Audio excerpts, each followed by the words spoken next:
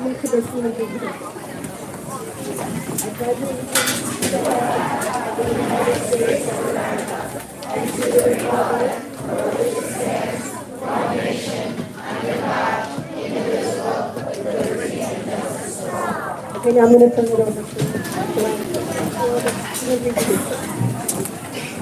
all right, my peer leaders can come on up right behind me. You can get our name there.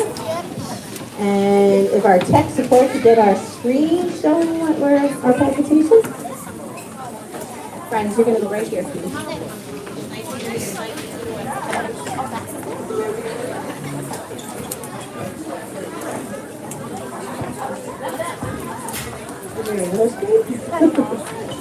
I'm not prepared to do your work tonight. I'm so sorry. Can you tag out? Can I tag out? Okay. All right, welcome. This is very exciting. I cannot believe the crowd we have. So thank you to our families who stuck around from our curriculum fair to now. So welcome to our Board of Education, our central administration, our teachers, my colleagues, and our families, of course. In preparing for this evening, I selected our 5th grade peer leaders and our shared decision-making team members to assist me.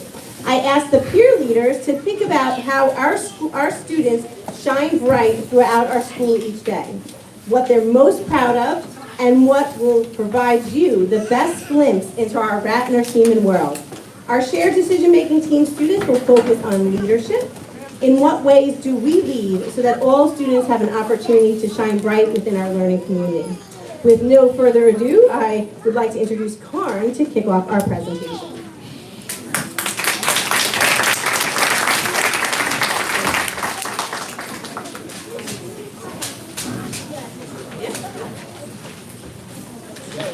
Hello, my name is Karn Veramachaneni. Our students shine bright by possessing resilience.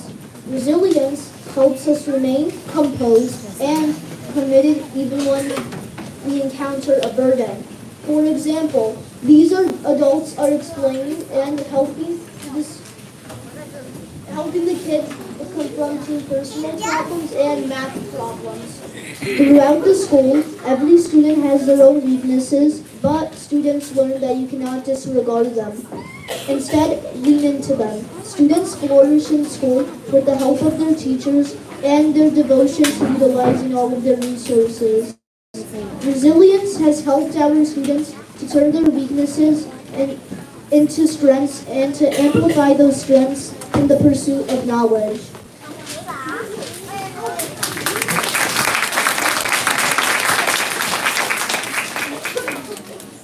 Hello, my name is Ian Kim. We shine bright as musicians at Ratner Seaman Elementary School. We work hard to learn how to play string instruments, band instruments, and to increase our vocal skills. We even have the opportunity to play in bell choir this year. Playing an instrument improves our memory and creativity. I feel proud when I play the cello because it's enjoyable and builds my confidence. Now, you know the kids made these slides because I would not have included a gerbil playing a trumpet, just in case you didn't notice.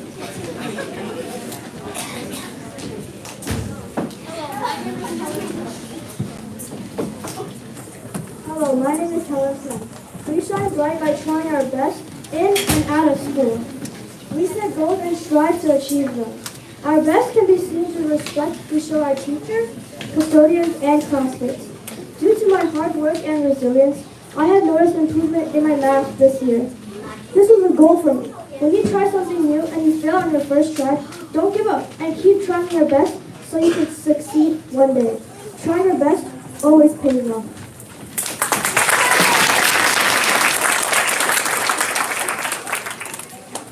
Hello, my name is Emily Schaefer.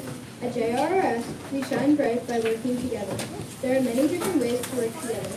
You can collaborate on school projects, encourage support for community service, and having fun together at recess. Through teamwork, we had a successful tour drive, food drive, and recent collections of the items from Mama South. Kids throughout all grades improved their teamwork skills at gym, recess, and in the classroom. Learning this skill is important not just for the younger grades, but for everyone.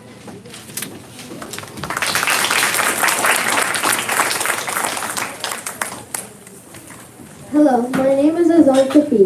At Jeffrey Ratner Robert Seaman Elementary School, we shine bright as readers and writers. From pre-K to 5th grade, the JRRS students do not give up while excelling during reading and writing activities. In addition to 3rd, 4th, and 5th graders, being partnered with younger students as book buddies. Our love of reading shows through the time we spend in our library. We are always encouraged to try something new.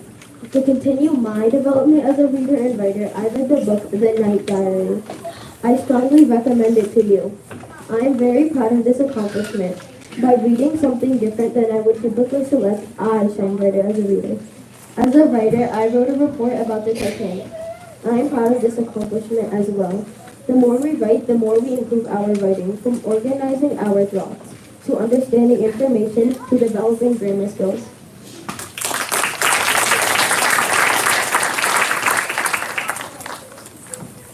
My name is Olivia Spencer. The JRS school shines bright by being creative in a bunch of different ways. For example, students in their first picture are working on a piece of art. Over here are some kids in the shoe cars class working on a cool robot. When Mrs. Jessica in the office got married this year, the JRS students created a beautiful island with flowers. When I made a diorama based off of a pufferfish, I was really proud because it was very creative and different from the other things I've ever made before. Mrs. Goldfeather helps us learn about all different art techniques, like the colorful pieces over there with the sugar. These are just some examples of the JRS students being creative. There are so many more cool ways that the students at JRS are inspired to be creative.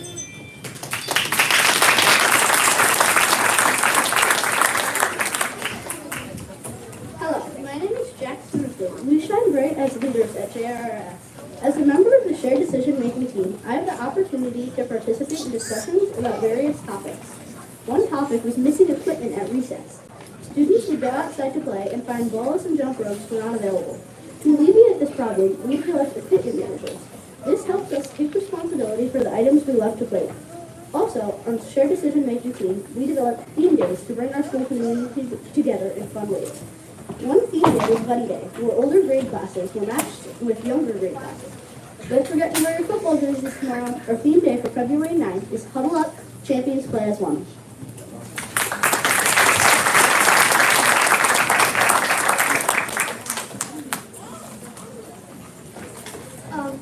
Hello, my name is Shas Fisher, and I get to shine bright as a shared decision-making team member as well.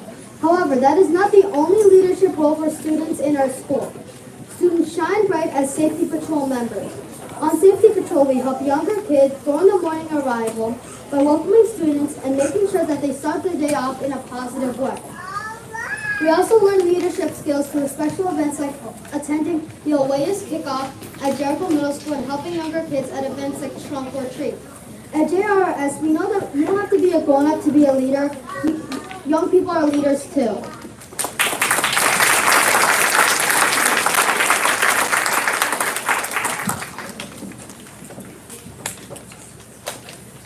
There's no way to capture all the ways our learning community shines bright every day.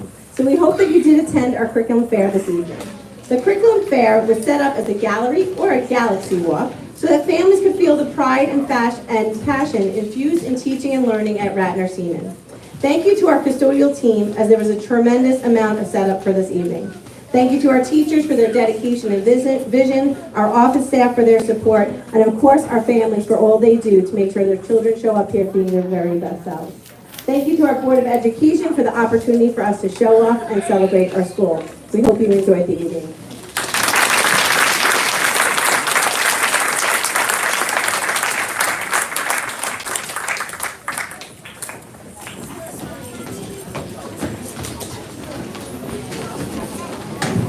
We invite everyone to stay for the business portion of the meeting, including the budget workshop, but if you are planning to leave, we'll give you a couple minutes to do so.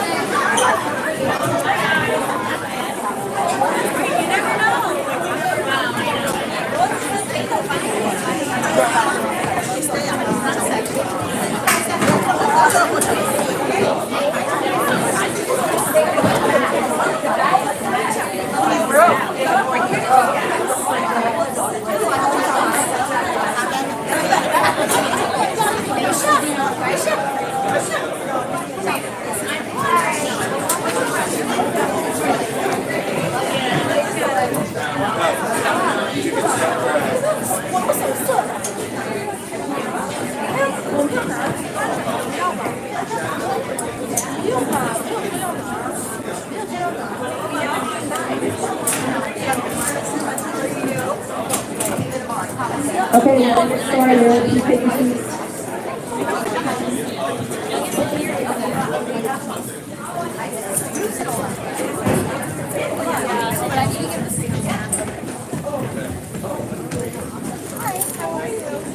Firstly, a congratulations to the students of Radnor Stevens School for their outstanding presentation this evening. The slides were wonderful. The pictures and the cartoons on the slides were beyond, and I want to say congratulations to our students and to the staff that worked with them this evening. Special thanks to Laura Gilfetter for the incredible work that she always does in decorating. Laura, thank you. And to Mrs. Fetter, thank you for your leadership this evening as well.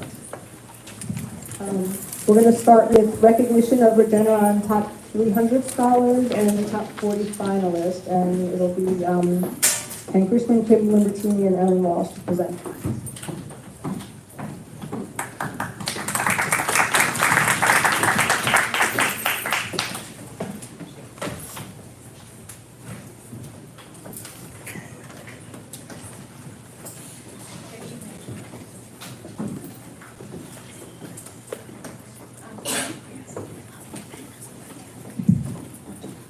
Good evening. My name is Kim Libertini, and I'm the Curriculum Associate for Science and Technology Education. To the right of me is Ms. Erin Walsh, the Science Research Teacher. I would like to invite Victoria Tan and Natasha Kobiloff to join me.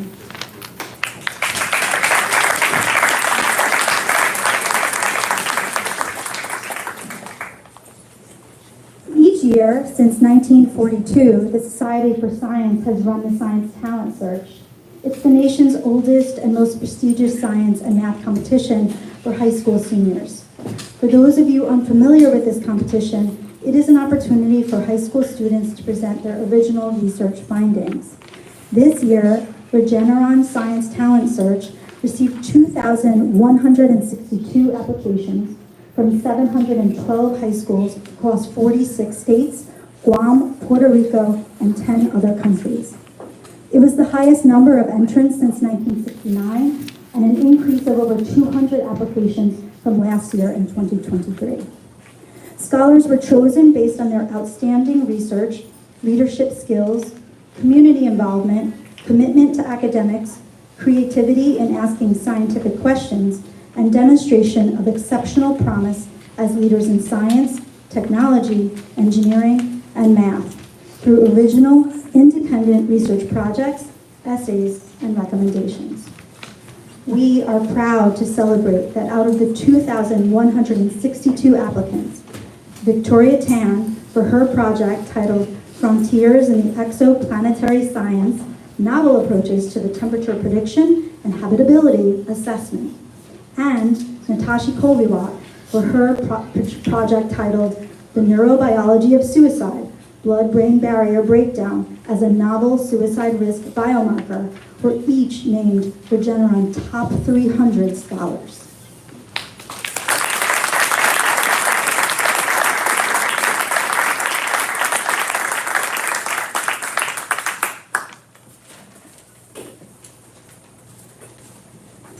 Of the top 300 scholars, Regeneron Science Talent Search selects the top 40 finalists to travel to Washington, D.C. from March 7th through 13th to compete for the highest designation and top awards. Each finalist is awarded $25,000, and the top 10 winners will receive awards totaling $1.8 million, with the top award of $250,000. It is important to note that 13 alumni of the Science Talent Search went on to receive Nobel Prizes, 2 earned the Fields Medal, 11 have been awarded the National Medal of Science. This year, we are proud to announce that Natasha Kobiloff was named a Regeneron Top 40 finalist.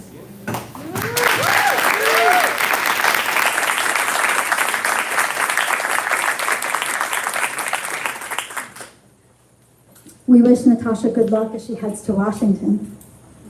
Lastly, Regeneron recognizes that these projects are a reflection of the dedication, inspiration, guidance, and encouragement by the science research teachers.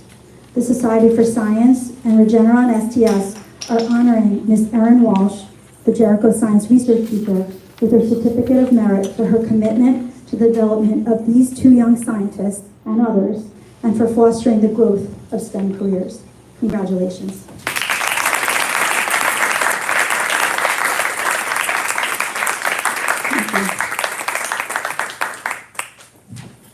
Thank you, Kim, and congratulations and good luck, Natasha. I'm going to hand it over to you. This evening, we'd like to have a moment of silence in memory of Rudy Cesarini. Rudy was a teacher in Jericho, high school chemistry teacher from 1965 to 1985, and he was president of the Jericho Teachers Association, and he was also the founding member of the Jericho Retired Teachers Association. Rudy's family is donating to us this evening an American flag that is flown in Washington and was part of his funeral service, and they've donated it to us so that we can take that flag and use it in our front flag circle.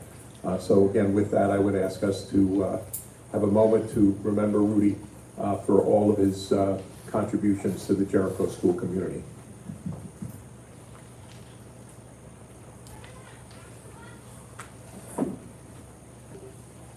Thank you. Middle School Student Council report, Akshita Sharma and Sophie Abraham.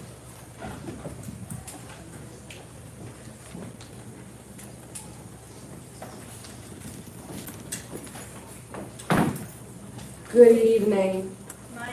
My name is Sophie Abraham. And my name is Akshita Sharma. We are student council representatives.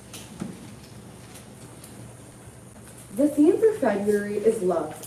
According to 8 Stanley Jude, he says, being thankful needs to become a way of life that demonstrates the highest expression of respect and love and respect and appreciation. A person's words will always express what has been treasured in your heart. The Student Council is planning a school-wide Valentine's surprise for middle school. We will keep you posted. The middle school will be celebrating our annual Diversity Day on Wednesday, February 14th. Students will perform dances, sing songs, recite poetry, and participate in other exciting performances that represent cultural diversity. We would like to thank Mrs. Murphy for organizing the event. We will be hosting the food exchange in the lobby. If you would like to volunteer, donate, or bring in a dish from your family's culture or country, or anything that your family simply enjoys, please let us know. And speaking about love, tomorrow we will be participating with PS I Love You Day to spread kindness and raise awareness about mental health. The mission of this nonprofit organization is to instill hope for those affected by mental illness, fostering a supportive environment and a community where everyone feels welcomed, loved, and supported. This year's theme is Love is Meant to be Given. Spreading love and kindness may be what someone needs to turn their day around. The guidance department will be spreading positive messages and hosting activities throughout the day. We will wrap up the day with the counseling corners. Students will receive some giveaways and information regarding mental health and have the opportunity to interact with the PPS department during lunch. Please encourage your child to wear purple tomorrow. And a big thank you to Mrs. Brush and Ms. Breland for coordinating this special day. The middle school is celebrating Black History Month.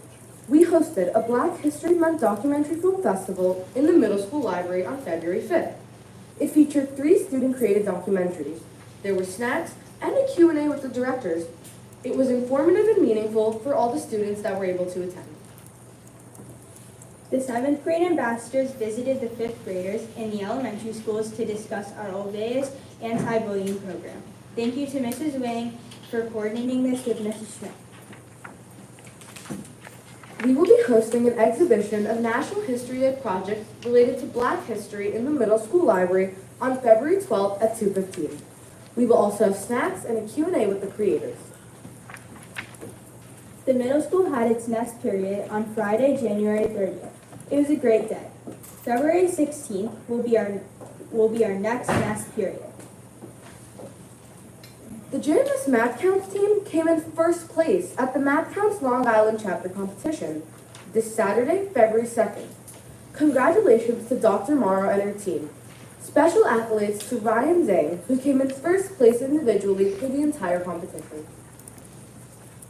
Last night was our annual Pops concert in the middle school and high school auditorium. It was a great night. We have very exciting news to report. 45 middle school students were selected to participate in the Long Island History Competition on Sunday, March 24th at Hofstra University. Congratulations to our amazing middle school social studies department. Report cards were posted on the parent portal on Tuesday, February 6, 2024. Well, that's all for now. We hope you have a great Valentine's Day. Thank you. Thank you, great job. High School Student Council, Mark Sheen and Natasha Koviak.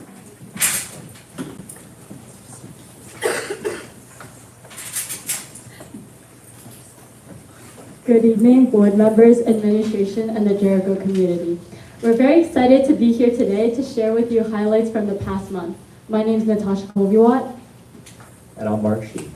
Starting off, congratulations to our Mathletes team for their recent wins at the annual Nassau Math Tournament. Our underclassmen team, consisting of Lee Renzow, Franklin Lee, Kevin Yu, Jack Lee, and Maggie Lee, won first place, while our upperclassmen team, composed of Stephen Zhang, Lydia Zhou, Jay Lee, Matt Wang, and Jocelyn Wang, won second place. On January 31st, the Jericho Science Olympiad team competed at Columbia University, and Team A earned 5th place out of 51 teams. On Saturday, February 3rd, at Syosset High School, the Jericho Science Olympiad A team placed 2nd place top finish at the regionals competition, while B team and C team earned 5th and 11th respectively. For our sports, congratulations to the following track and field team athletes: Jacob Lee, Rachel Lee, Bodhi Gislani, Victoria Kruger, and Keita Takahashi for earning the all-conference title. This past Saturday, February 3rd, Jericho held the Nassau County qualifying tournament for the first time for wrestling, and they had themselves a great day with 10 wrestlers earning all conference. Congratulations to Edmund Wu, Brody Morgan, Brandon Klein, Al Kasemi, Brad Rosenberg, JP Wang, Omar Abakush, Jimmy Liang, Matt Rhinelander, and Elijah Chusik. And yesterday, Tristan Yang and Manfred Lim represented Jericho at the Diving County Championships. Sophomore Tristan Yang set a new county high score, taking first place at the entire event. On February 6th, grades were posted on PowerSchool Tuesday and may be assessed through the PowerSchool student portal, which may be found on the Jericho District website. February 7th, the annual Pops concert featuring the middle school and high school choral ensembles under the direction of Mrs. Owens and Mr. Verdover. The finale was combined chorus performance of over 200 voices. Yesterday and today, we had the opportunity to hear from the Northwell Hospital during our gym periods on Words Can Hurt, addressing everyday bias. Additionally, we had student panel comprised of Mark Sheen, Gargi Salunke, Ahana Arya, Evan Pekar, Joe Cavallano, and Anjali Anand, who provided their perspective and insight on the topic. Again, tomorrow our students will show up wearing purple for PS I Love You Day. This year, the message is love is meant to be given. So we are encouraging you all to spread love to the world, others, and most importantly, yourselves. February 29th will be the Black History Month Assembly Program with collaborative presentations from the ELA and music departments. All 8th period English and music classes will be in recognition of and celebration for the contributions of African Americans with performances by High School Jazz Band and Jericho United under the direction of Mr. Blutman and Miss Varden. Our first ever drone boot camp will be offered to students in grades 9 through 12 on Saturday, March 2nd from 8 a.m. to 4 p.m. Check your emails for links to the Google form. All payments are due to Ms. Libertini in the Curriculum Associates office. Looking forward, our Battle of the Classes event will be on March 1st, also our Wellness Day. Each of the grades will compete against each other in fun games and events to see who will come out on top. During the week of battle, we will be having a fun spirit week to encourage students to become very spirited and support their grades. From March 7th to March 9th, the Jericho High School Theater Department presents SpongeBob the Musical. Filled with action-packed singing and dancing, we encourage all families to come watch the show. Tomorrow, before and after school, the Chinese Honor Society will be performing a line dance in the front lobby to celebrate the upcoming Lunar New Year. March 11th will mark the beginning of World Language Week. Music will be played in the hallways between periods featuring each of the languages taught at Jericho High School. In addition, March 12th will be our International Night. There will be student performances throughout the evening in the high school auditorium. We hope you will join our students in celebrating our diversity. Thank you very much for your time. We hope you have a very good February break, and we'll see you next month. Thank you.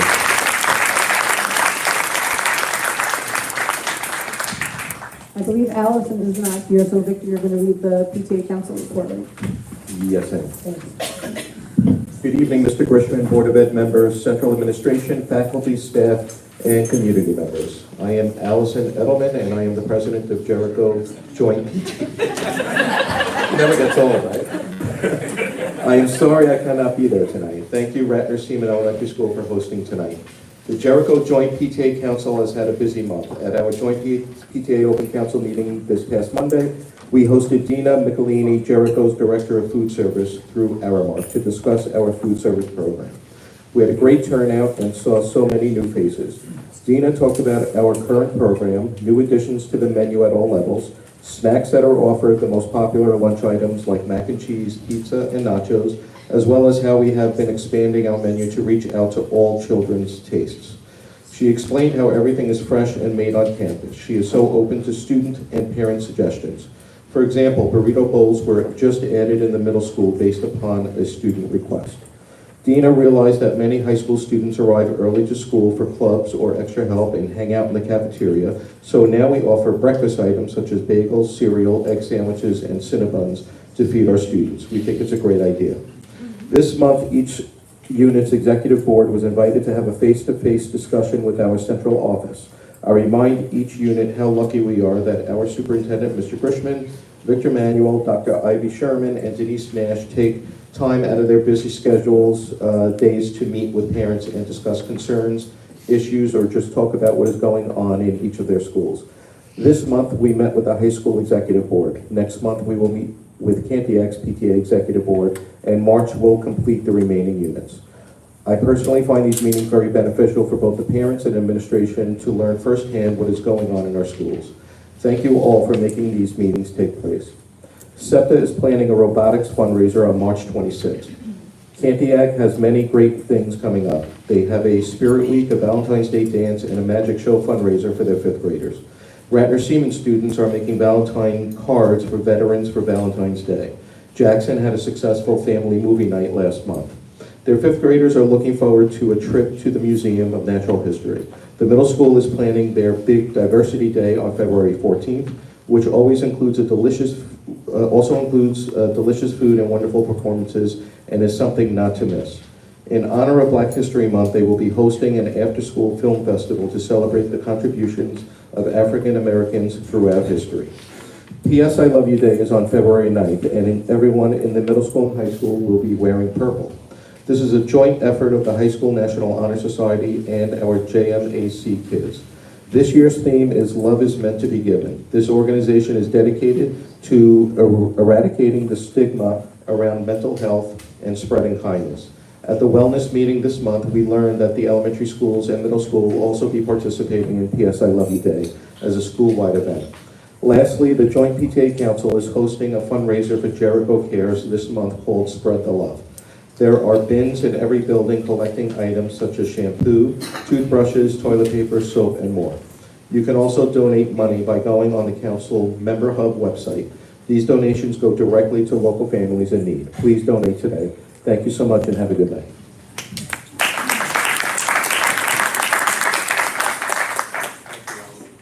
Thank you, Allison.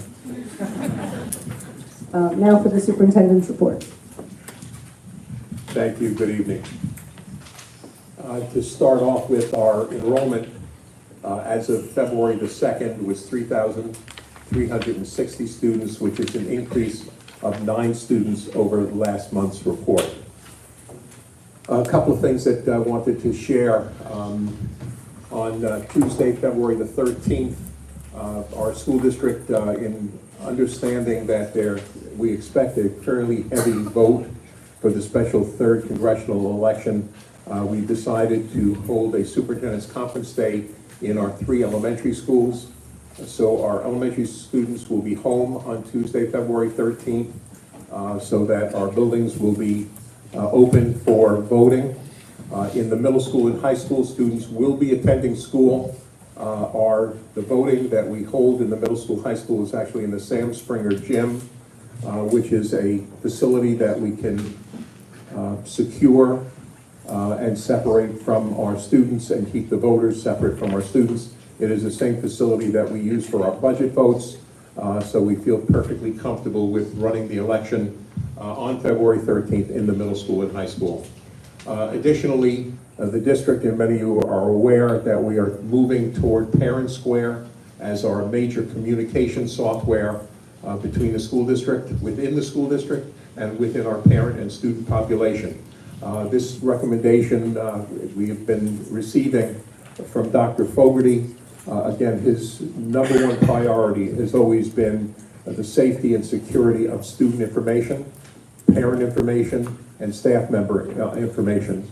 And moving to Parent Square will much more strongly support the security of all of our personal information.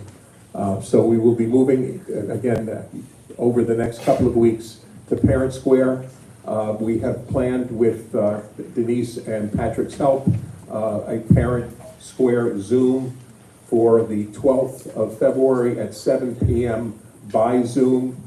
Denise, information went out to everyone, reminding them of that and how to sign on to the Zoom. Yes, the link went out, I believe, on Monday, and a reminder will be sent again on Monday. Okay, so a reminder will be going out on Monday on how to get onto that Zoom. Thank you, Patrick, and thank you, Denise, for doing that. Last week, we held a Narcan training session. I want to thank the Board of Education for giving us permission to run that session. We opened it up to students who, in the high school, who were 17 years of age and older, who had parental permission to go through the Narcan training. The training was exceptionally well done and well received by the students who were there and the staff members that were there. We've had a request from additional students that they'd love us to run another session or two, again, including students, potentially staff members, and also potentially members of our school community. So again, we look forward to advertising future Narcan training events in the near future. This Saturday is Lunar New Year, and we wish everyone a happy Lunar New Year. There are activities that will be taking place throughout the school district tomorrow, and we will be hosting a Lunar New Year celebration in our high school auditorium at 3 p.m. on Saturday. I also wanted to share with you, if you've seen the canopy that is in the front of our high school, middle school main entrance, the canopy was not exactly what we had approved in the initial approval of the construction of the canopy. Our architect came back to us and has agreed to take down the canopies, rebuild them to the specs that we originally approved. So we look forward to that happening. That'll all take place, and again, for safety reasons, we're going to wait till the summer, and those canopies will be removed and then reinstalled during the summer of this coming summer. Ivy, at our last meeting, we had a brief discussion of cursive writing in the elementary schools, and I think the board member asked if you please would briefly mention that at this evening's board meeting. Sure.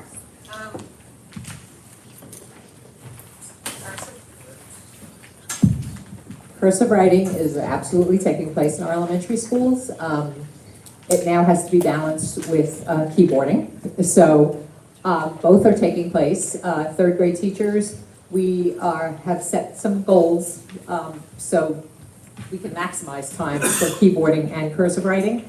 So it is absolutely taking place in third grade. It will be carried through a little bit in fourth grade, fifth grade, and so on. So, absolutely. Thank you. Thank you for clarifying. We've also, over several board meetings, have been asked do we recognize and celebrate Black History Month? And again, for many, many years, we have had activities throughout our school district celebrating Black History Month. Again, throughout our elementary schools, with music assemblies in our elementary schools, literature exploration in our elementary schools, in the middle school and high school. Again, I'm going to just kind of briefly go through a film festival, an exhibition during our History Day, where many of the displays for History Day are directly related to Black History Month. Throughout the middle school and high school, there are daily announcements featuring quotes and facts supporting Black history. Music Fridays, students will share in the middle school and high school music featuring relevant Black history musicians. Our interdisciplinary teams in the middle school have team projects related to Black History Month. There are math activities, science posters, research projects, ELA lessons, ELA projects, music and art exploration. Our Jericho Academy has humanities lessons that are directly related to Black History Month. Our advanced placement American history class has activities related to the month's activity. Our AP World History curriculum does the same. Our AP US Government also has lessons directly related. And again, Student Heritage Month bulletin boards throughout the middle school and high school, as well as many, many displays in all of our libraries celebrating Black History Month. And I think, Ms. President, I think that is everything I have on my list. A couple things. Do you have a final number on how many UPK early enrollments we had before the cutoff? And is there going to be a lottery? 88. And the max was? 72. So we had a lottery. And when does that get Tomorrow, run? 1 o'clock. Good luck to all of our future students. Sam, also, just historically, one of the things that's happened is that if you look at the last 2 years, while we've had more people sign up than we have slots, as people realize that transportation is supplied by the parent and they realize the time, again, it's not an 8:30 start time, the 9 o'clock start time and end time is off cycle. We usually, through the process, wind up losing some kids. So I would not be surprised if we actually wind up meeting all the kids that have signed up for it. Great. Dr. Chufo, on residency certification, I think we were approaching our first deadline in our last meeting. How do we do? We're at 60% completion right now, and in our third round of reminders, and I will give you an update every month. And we're ahead of schedule from where we were last year? Ahead Just about where we are last year. Got it. With regards to less easy questions, there was an issue a couple of months ago with a survey that was done in the middle school, and I'm still getting a couple of questions about it, where we were asking the first question on the survey, where we were talking about it was a sexuality question to the middle school survey, in the NEST survey. What is, just because I keep getting it, what is the district's policy or response on surveys like that to middle school or high school students? As we look forward to additional surveys in the near future, we are looking at ensuring that they're age appropriate, especially in dealing with 6th and 7th grade students, Sam. Great, another sensitive one. I know we've talked about this previously. In March, we have a teacher recruitment fair scheduled for the first week in March. Again, it was just explain to the community the thought process behind it and the ability of the district to be able to retain, I don't want to misquote what was on the flyer, so I won't say, but you know which flyer I'm talking about. We're culturally diverse, I think was some of the words, and just the thought process behind that. And I was actually asked about the legality of it, so hopefully we just have answers. Okay. Well, what I can share with you, Sam, is last year Ben started our first annual recruitment fair, and if we have probably a dozen schools this year, it is scheduled for Tuesday, March the 2nd. We're over a dozen schools that have agreed to participate. The thought process is that as we go into the spring season and as we begin the hiring, getting as many people before our building administrators, the better. And I guess I'm going to assume that your question is why the heading of cultural diversity? Not at all. You know, we've discussed this in the past. I was fine with it. I was getting the question of how is it that we can advertise it as such from an EEOC sort of perspective. Again, yeah, on the flyer, we share that it is we're looking for culturally diverse applicants.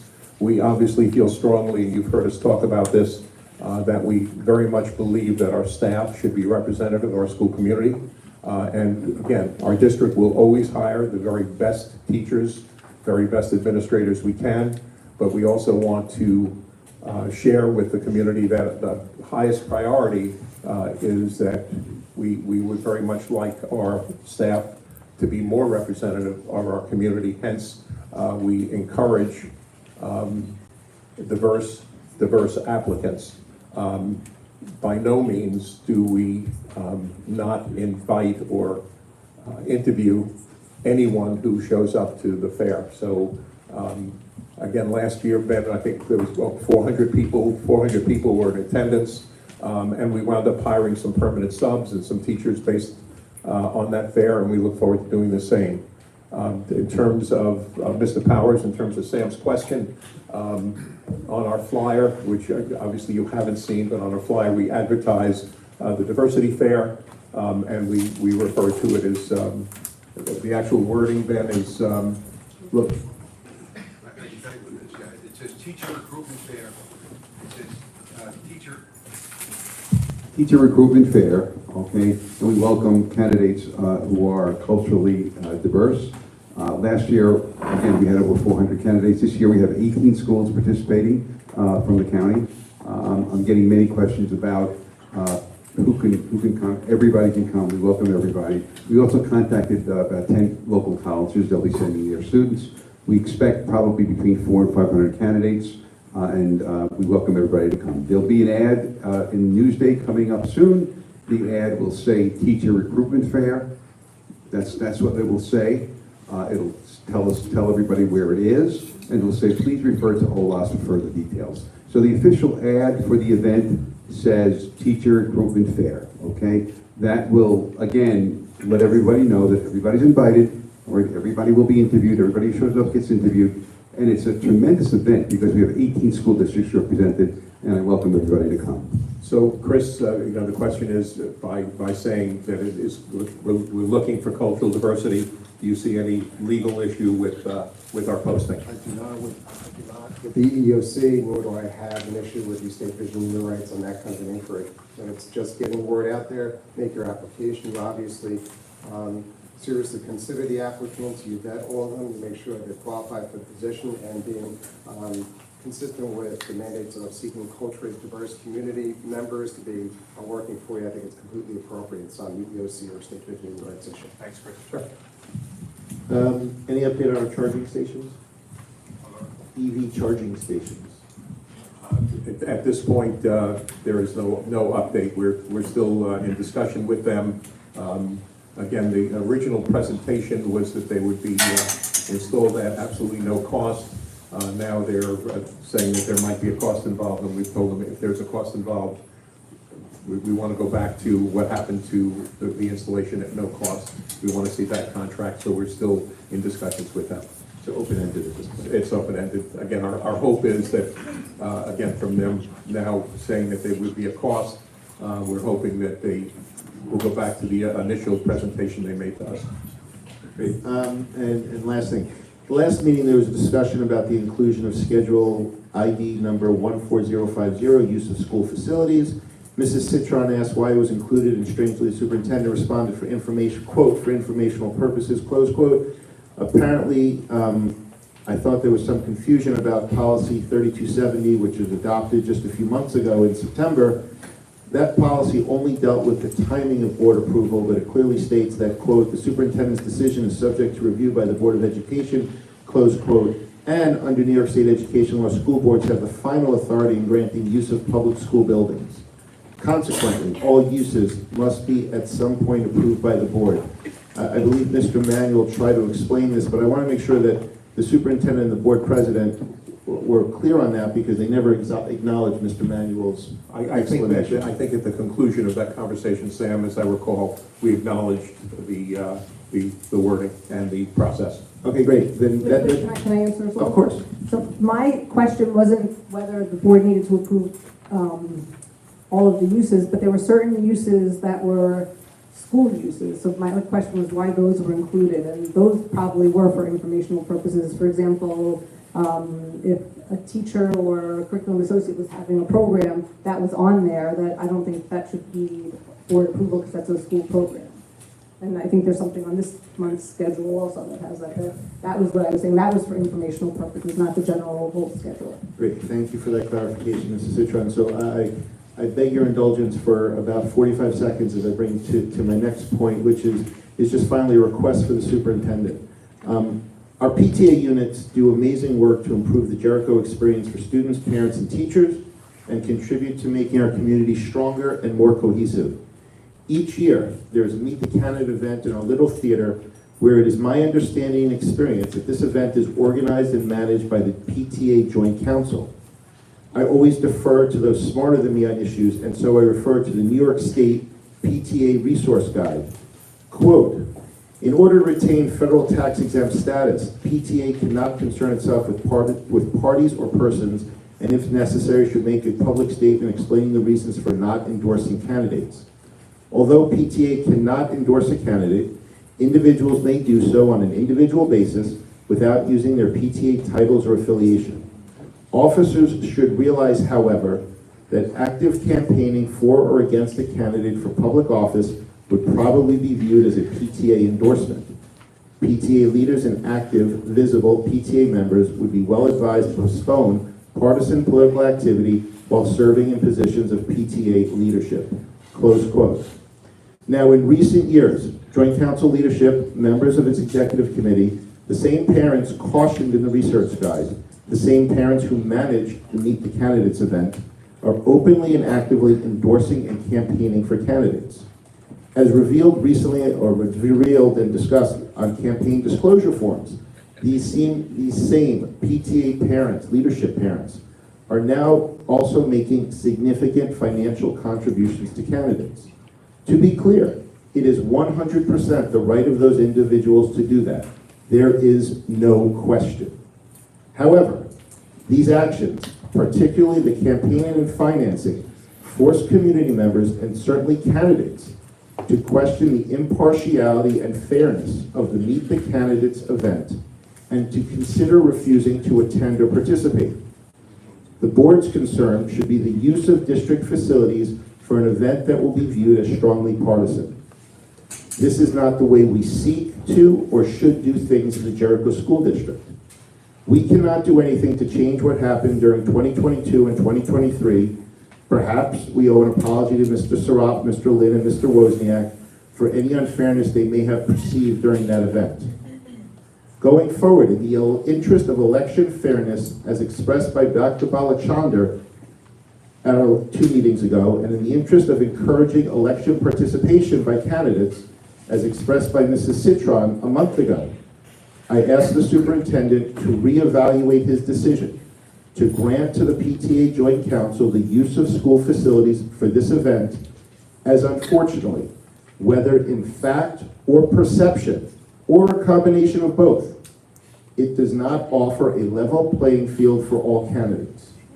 The event is currently scheduled for May 14th, leaving plenty of time for an alternative solution to be found should that motivation exist. And given that long amounts of time, I was not asking for an answer from the superintendent tonight. If he wanted to give one, great, but I would hope that he would consider that, that idea. Thank you. Sam, as you have pointed out, the superintendent does not approve of use of space by the school district. The Board of Education does.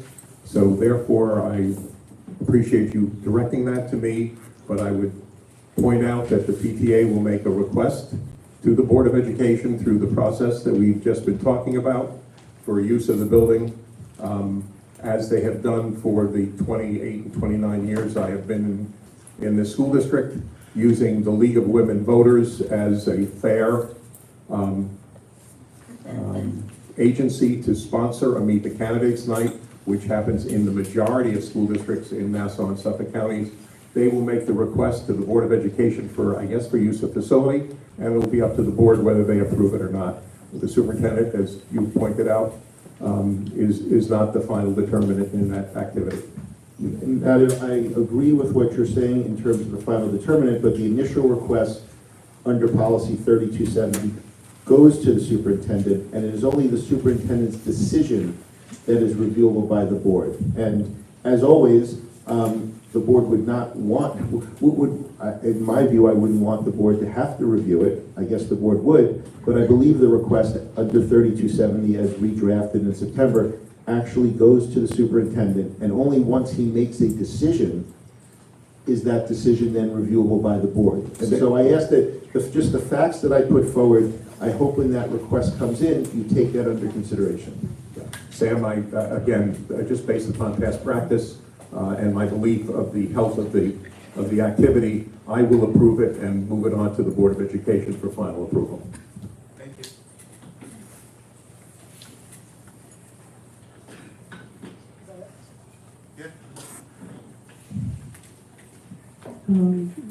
Next, we are going to, we have on the agenda to discuss the valedictorian, salutatorian issue.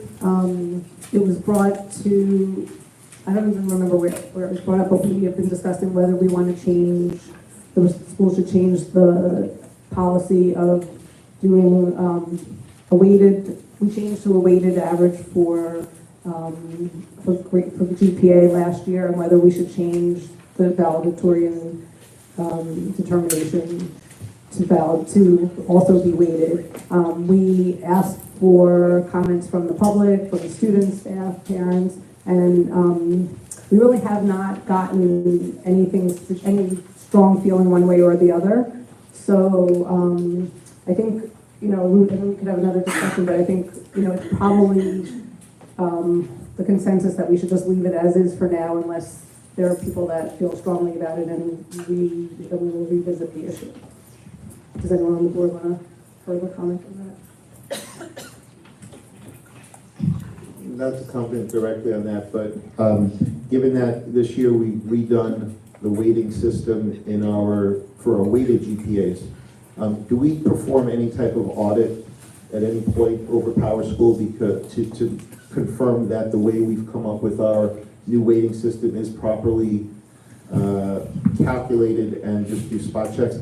Again, something that someone asked me about. So I bring it to your attention that yes, it gets programmed, but someone's programming it and they put the wrong weighting in for a course. They overweighted, they underweighted. Summarize, it doesn't work. I'm asking if we ever do an audit simply to check it. No, not that I'm aware of. Again, that's run through Patrick's office. Greg? We do. Oh, you're asking the question? There is actually an audit. Yes, every year. Okay. Thank you for making it not seem like a ridiculous question, Mr. Sloan. Appreciate that.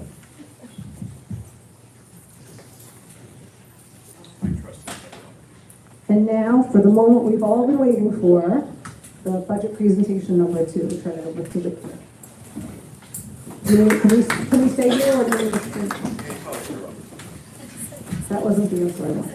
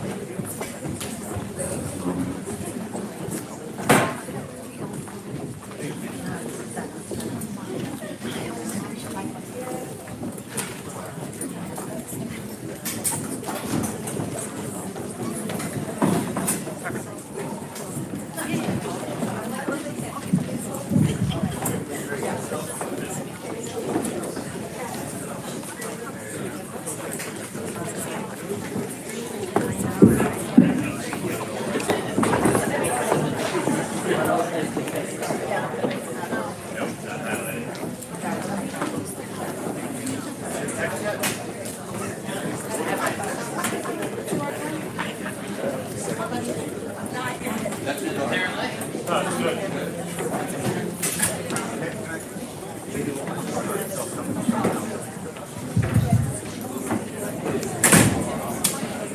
Good evening, everyone. Thanks for staying for the budget presentation. I appreciate it. This is the second budget workshop of the year. We did the first one back in January, which went over some of the administrative codes along with the capital plan. We had our architects and construction managers here. Today, in addition to a review of the capital plans, we're going to do a focus on TPS, libraries, health, psychologists, social workers, and cultural affairs. This is the budget review calendar. So looking ahead after this one, at the end of February, we have the general education codes, along with technology, transportation, athletics, and benefits. Tax levy threshold. So the slide is similar to the first one, except I updated the range of the tax cap a little tighter to 3.2 to 3.5. At the next meeting, it will be pretty much exact within that range.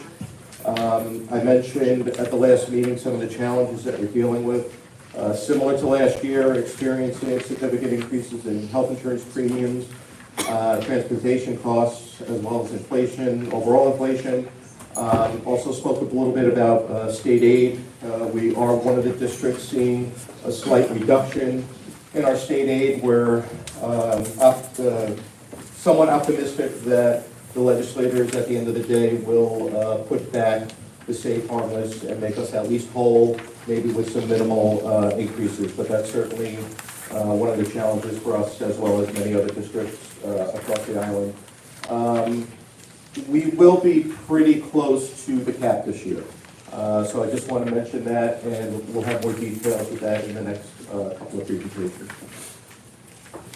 These are the budget strategies. We're always looking long-term, not just at next year, but we're looking at following years, especially with respect to the capital program.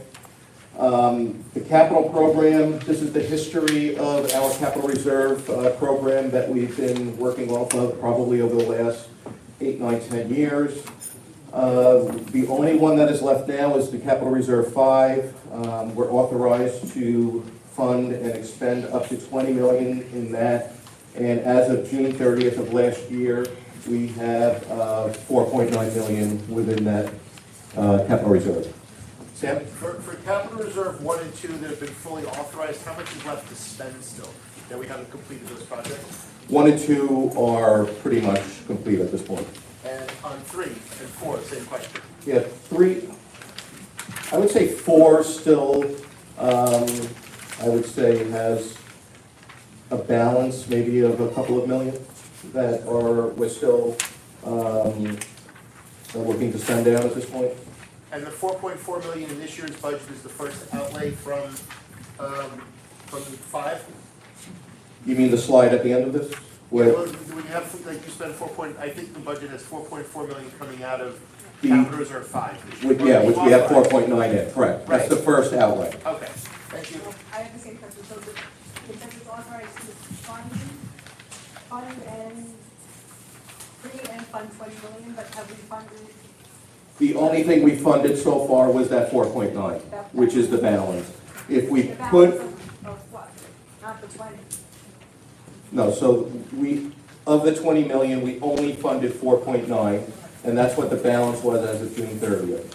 So this year, We funded 4.9 and when we spend so this year, out of the 4.9, the recommendation is, I think it's 4.4 or 4.5, which will leave 400,000 in. But if we have surplus at the end of the year, we are able to continue to fund that up to $20 million.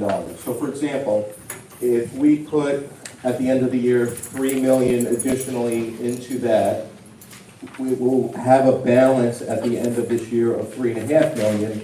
But if you take the 3 million and add it to the 4.9, we actually funded 7.9 of the 20 million. Any other questions, you the building condition survey. So districts in the past were required by the state to do a full building condition survey every 5 years. And about 5 years ago, the state said, we don't want all 700 districts giving us the building condition survey at the same time, so they started doing a few districts per year. And we were in the 4th year of that process, which means we actually haven't had a full state-required building condition survey for 9 years. So this year is the year that we're doing it. And the reason I say that is every time we do the building condition survey, you're going to see a lot more items on the list because it's 5 years later doing a much more detailed survey of the facilities and where we are and what has aged in the meantime. So I'll get back to that slide in a second.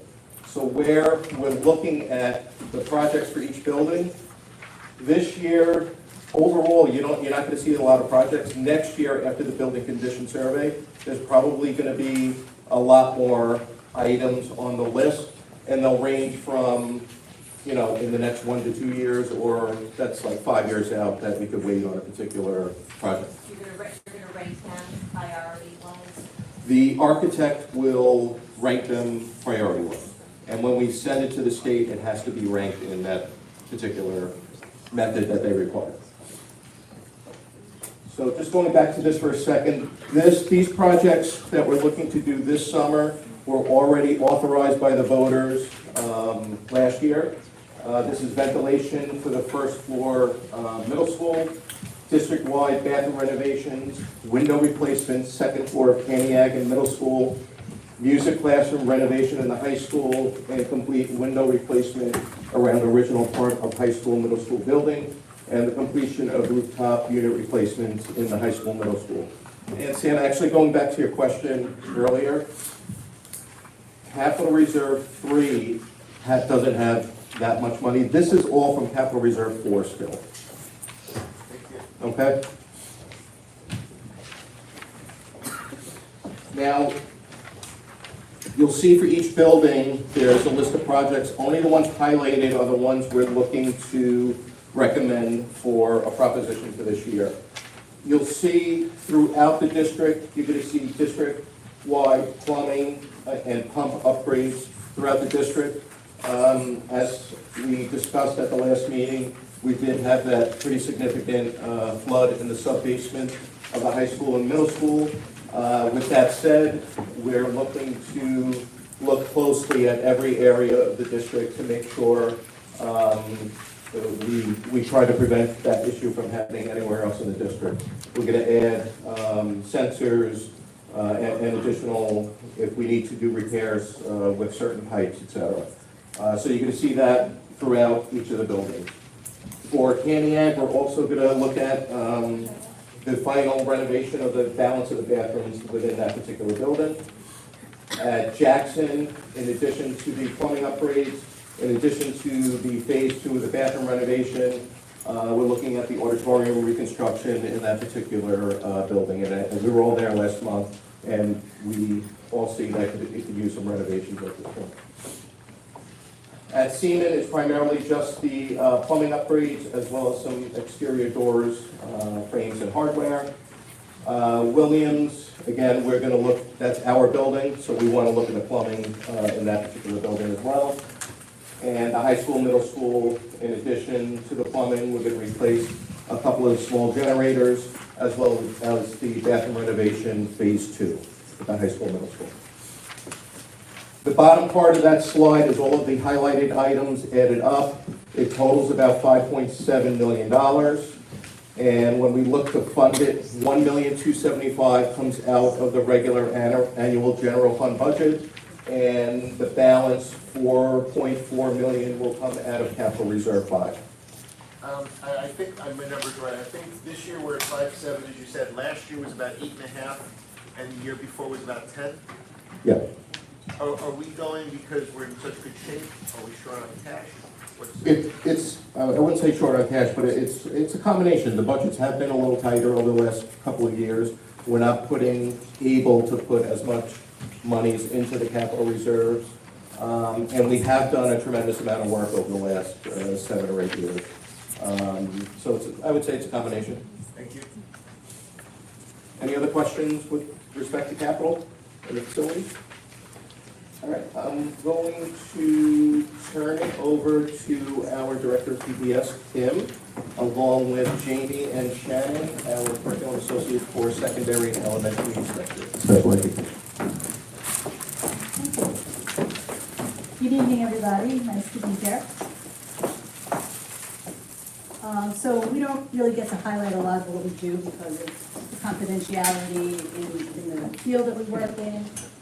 But tonight we get to highlight some of the things that we are doing in our department and talk a little bit about our budget.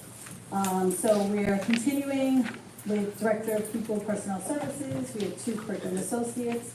Feel free with me, Julie and Shannon. One for pre-K to 5, one for 6 through 12. We have 3 special education facilitators, one in each of our levels that work closely with the 3 of us in terms of making sure that student services are being delivered and addressed.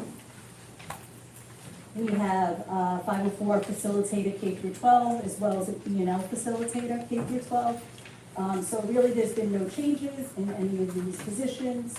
We are going to be up 1 FTE for special classes K through 12 for next year.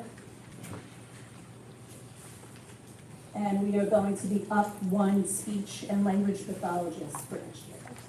Ms. Hunter, Yes. how, I mean, for the speech teachers and the physical therapists, how many students total are we serving about with the 13 FTEs? So,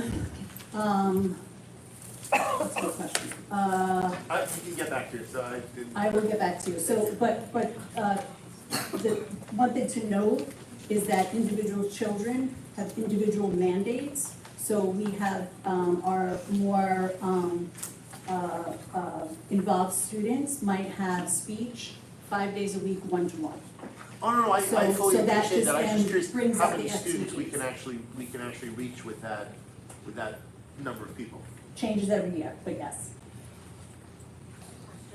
The +1 for special classes, is that, are you anticipating an extra class or an extra teacher in one of the classes? We're actually, you'll see in another slide, we're anticipating an extra class, At what level? elementary. And finally, the teacher aides, the 120, those are not all are those all one-on-one aides, or those are class aides as well as some one-on-one? Those are basically all the teacher aides that have anything to do with special services at any sort. So our co-teaching classroom aides, shared aides, one-to-one aides, building level testing room aides, and the list goes on. Thank you.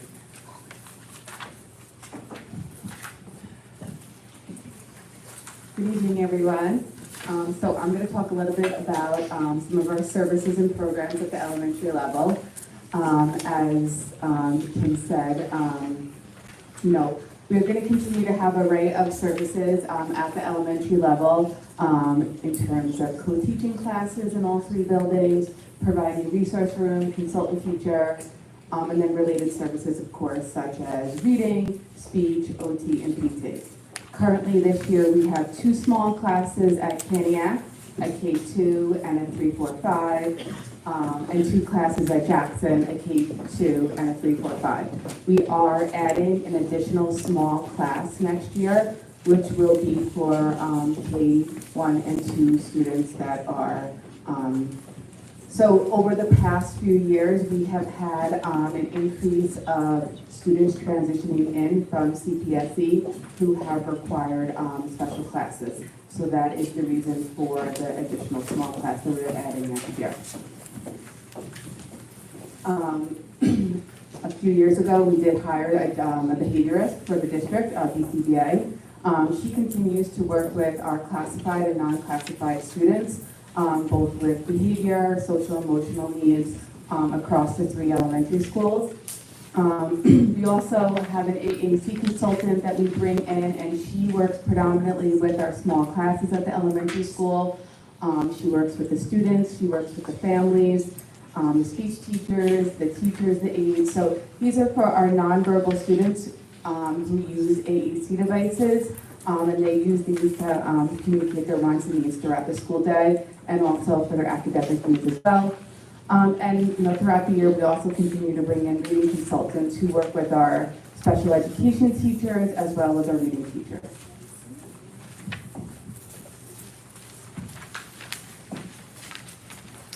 Good evening, everyone. Our special education programs and services are aimed at empowering our diverse learning needs of all of our students. And one of the items that I'd like to highlight and showcase this evening in our middle school and high school is our career and skills achievement development classes. These classes are home to some of our most unique learners. In both cases, in the middle school and the high school, our ratios are 12-1-2. Students have their teacher, their peers, and 2 classroom aides. And within this program, our students are exposed to many hands-on and real-world learning experiences. Their claim to fame is our Cool Beans Cafe in the high school, open periods 10 and 11. This is my plug.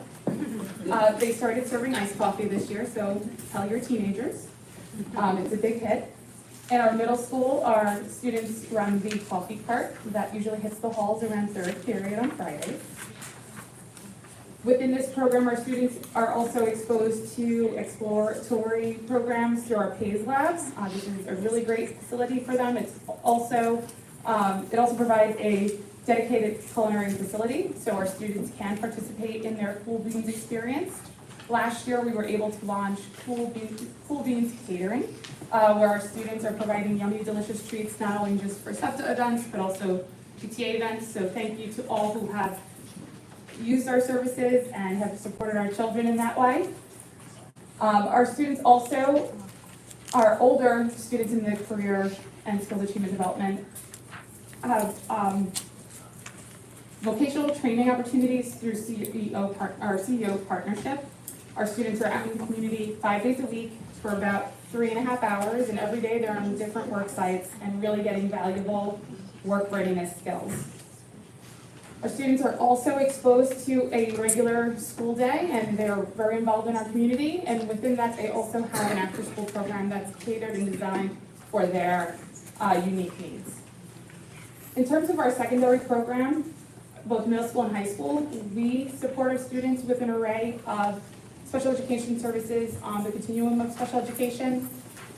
From more restrictive to least restrictive, we have our 15-to-1 small class setting, both middle school and high school. These services are offered in English, social studies, science, and math, both middle school and high school. Our students are also in co-teaching classes, again, middle school and high school, English, social studies, science, and math. Those classes come with an additional bonus period of support through guided study. This is a really great addition to the program because our students are now exposed to additional reteaching, pre-teaching, and just general access to their content teachers. We also offer a resource room for our students, primarily through the High School Learning Center, or the support of a special education teacher through a consult teacher model. We offer related services as needed, like Ms. Conger noted, depending on the student's one-to-one needs. We offer speech, OT, PT, counseling, etc. Our students who are our older cohorts participate in our Independent Thinkers Club. This is a really great club to help students think of their transition needs and their post-secondary needs. This is offered with 2 of our wonderful school psychologists. This year it's Mr. Carmen and Dr. Goldstein. We were able to launch last school year Best Buddies. Best Buddies is a really great club. It's currently housed in the middle school, so thank you, Mr. Gleason, for letting us pilot in the middle school. This is a really great club because it exposes our children to students in other districts where they may not otherwise have those connections. But it's also been so embraced in our community, and our students love getting together every Monday to support everyone's unique needs. And lastly, last year, we were so thankful, thank you, John Mankiewicz, to launch our unified basketball. Bringing unified sports here to Jericho has been such a great thrill, and I know this community has been so appreciative, and thank you for embracing our students. In terms of our, If I have the right time to ask a question, Yeah. I will Go, Mr. Khan. Okay. I was wondering, in any of these secondary programs, are we planning to have public speaking kind, like what you're doing right now, which is very helpful for the student, because I could be a great person inside me, but if I cannot express myself effectively, are there anything that are done for like presentation or something like that, skills of the student? So if I'm understanding your question, do we have a program available for students to practice their public speaking? Correct. That's a great question. A lot of our students are provided those opportunities in their content courses, and I think that's a skill that all of our students are encouraged to work on. So I know in the classroom they are provided with opportunities where they are engaging in those conversations and supports it with their peers.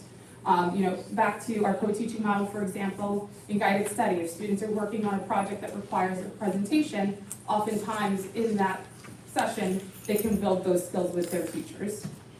So that is organically happening throughout their classwork. In terms of community news, we do have our PPS website. It is updated very regularly.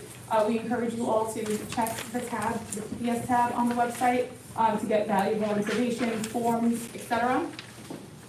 We have our Northwell collaborative partnership. Northwell has been really instrumental, especially in the last few years, helping us address some social emotional needs with our students. Not only do they offer workshops and articles, but we also can send our students to one of their locations. I believe we send most of our students when they are in need to their Mineola location. And they can help from anything from providing counseling supports to evaluations that we may not be able to provide. We also work with OPWGD to support the needs of our very impaired students or students that need additional services post-secondary, as well as Access VR. And we have Mr. Michael Carmen, again, one of our school psychologists that has been instrumental in helping us with our transition needs. And of course, our wonderful relationship that we have with SEPTA that we treasure so much.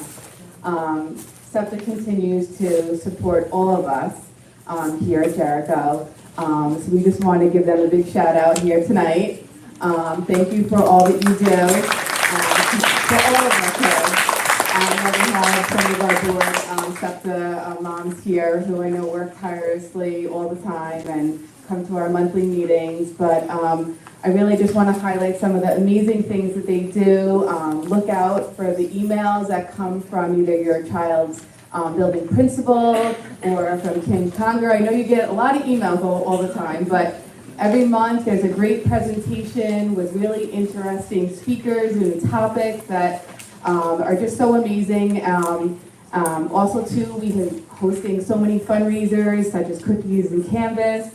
And as I said, SEPTA continues to support all of us, our teachers through grants, our students. Every year they supply scholarships for our seniors. So we couldn't do it without you guys. So thank you again.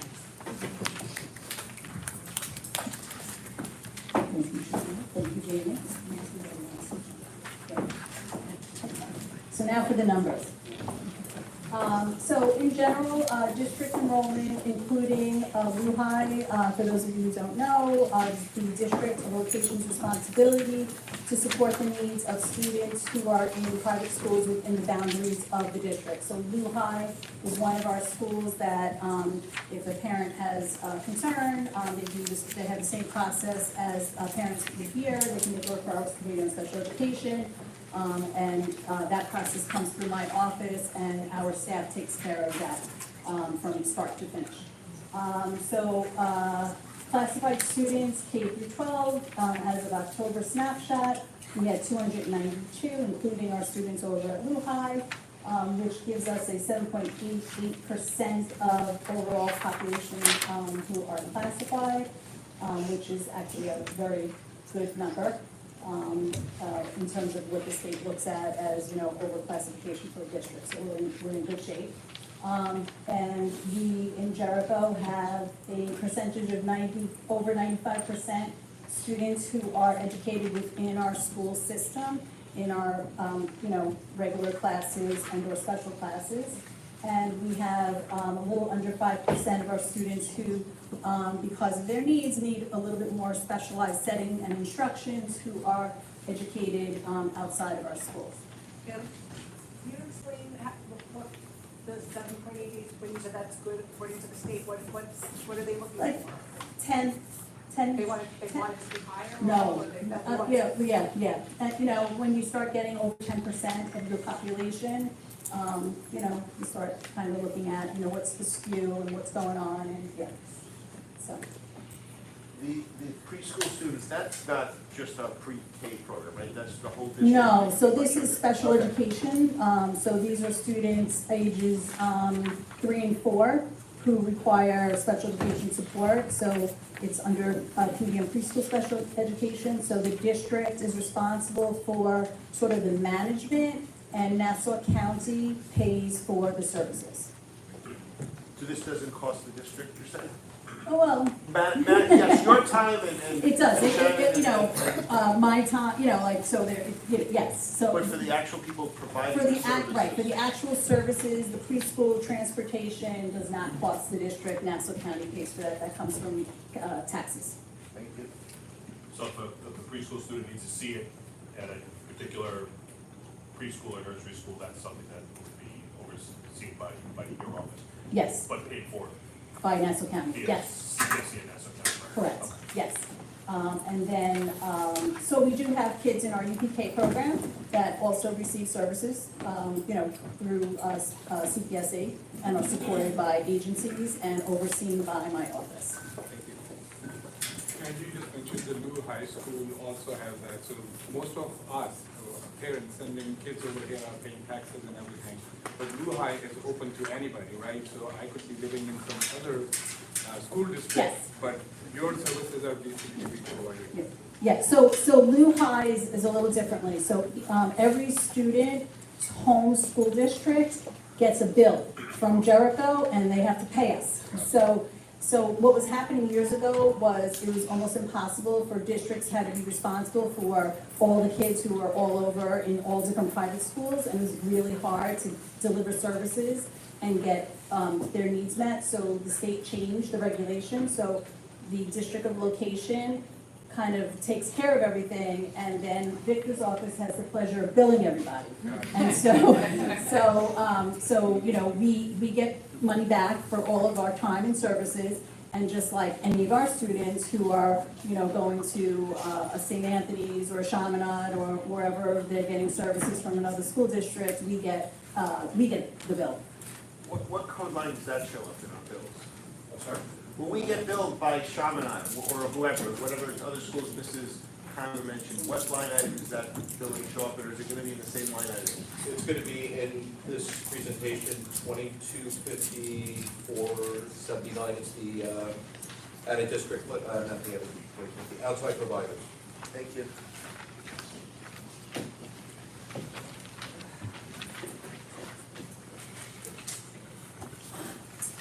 So 504 is really building level support for students with disabilities who don't need specialized instruction or special education programs.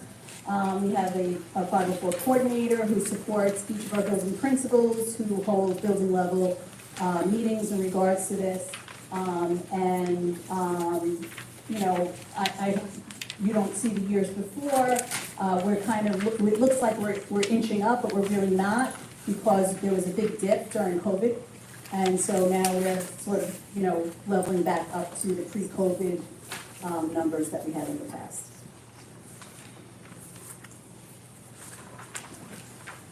And this slide really speaks about, you know, what our students are accomplishing as they graduate high school and move forward. So last year we had a total of 18 graduates who had individualized education plans and received support under the Committee on Special Education.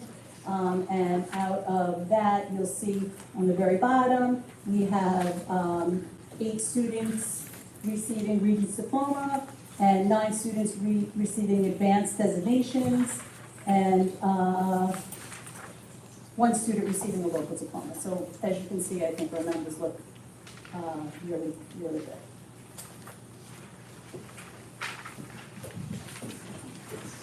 Thank you, Kim, Jamie, Shannon, for your wonderful comprehensive overview of the PPS department. Wait, I'm sorry, one question. Oh, Mrs. Conlon, the slide that Mr. Manuel was going to get to, total children with special needs, the total amount, do you know there how many kids we touch? How many kids we reach with all the services we provide the district? Are you saying IEP plus 504? Everything that's included in that line item, how many kids? Which one is that? No, he's asking for this No, that chart, chart is 504 your IEP. entire budget, how many students do you reach? Like even if they get my speech once a entire- week, my right? entire budget? Speech once a week to the kids who have out-of-district placement. Any idea? Okay, so then I had 200, You have 262 of IEP and 504s. there's 141, 540, they all don't necessarily get services. But they're all included in your, but they're all going to be included in your, no, they're not? No, so 504 students aren't necessarily included, there's no budget, Got it. yeah. So of the, So there's, wait, no, so, 292 students, right, including the out-of-district students, are classified, receiving special understood, that those are services. these, I And then, support, AIS support for speech, for counseling. Exactly. Yeah, we can get it to me, that's fine. I mean, I could probably give you a ballpark. It's just a big so you number, know. right? We're servicing a lot of kids in the Yeah, district. I mean, between counseling, speech services for the little guys, reading support, what else? Kids with 504 plans who get a few services like hearing services, vision services, OT services. So yeah, there's 40, 60 school. You probably Got should it. run another 150. Okay. 150 students, and then the benefits of just the kids in co-teaching classrooms, everyone benefits from that, right? Of course. Yeah. Thank you. Sorry, Kim. So, as you may or may not know, Kim Conger is actually retiring at the end of this school year. So we're very sad. This is actually her last, I'm sure you're maybe not sad, this is her last budget presentation. But we had to just say a very special thanks because your dedication, 29 years, by the way, of service to the district.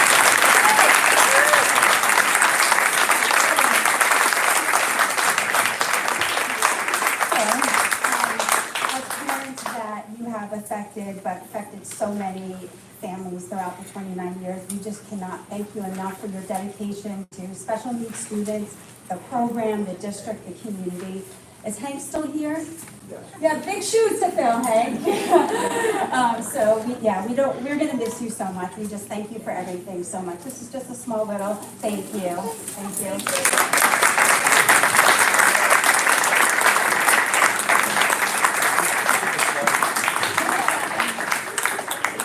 Thank you, Superintendent.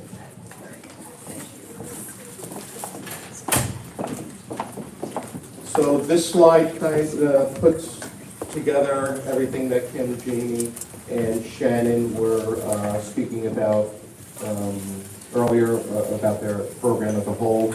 There's a couple of points on this slide. Overall, the increase in the budget is not significant.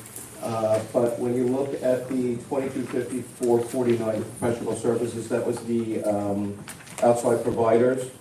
And this number actually, we used to spend over $3 million probably about 10 years ago. And Kim's office has done a great job of bringing a lot of those services back to our employees internally within the district, which was able to lower that number pretty significantly. But you'll see where we are increasing that for next year.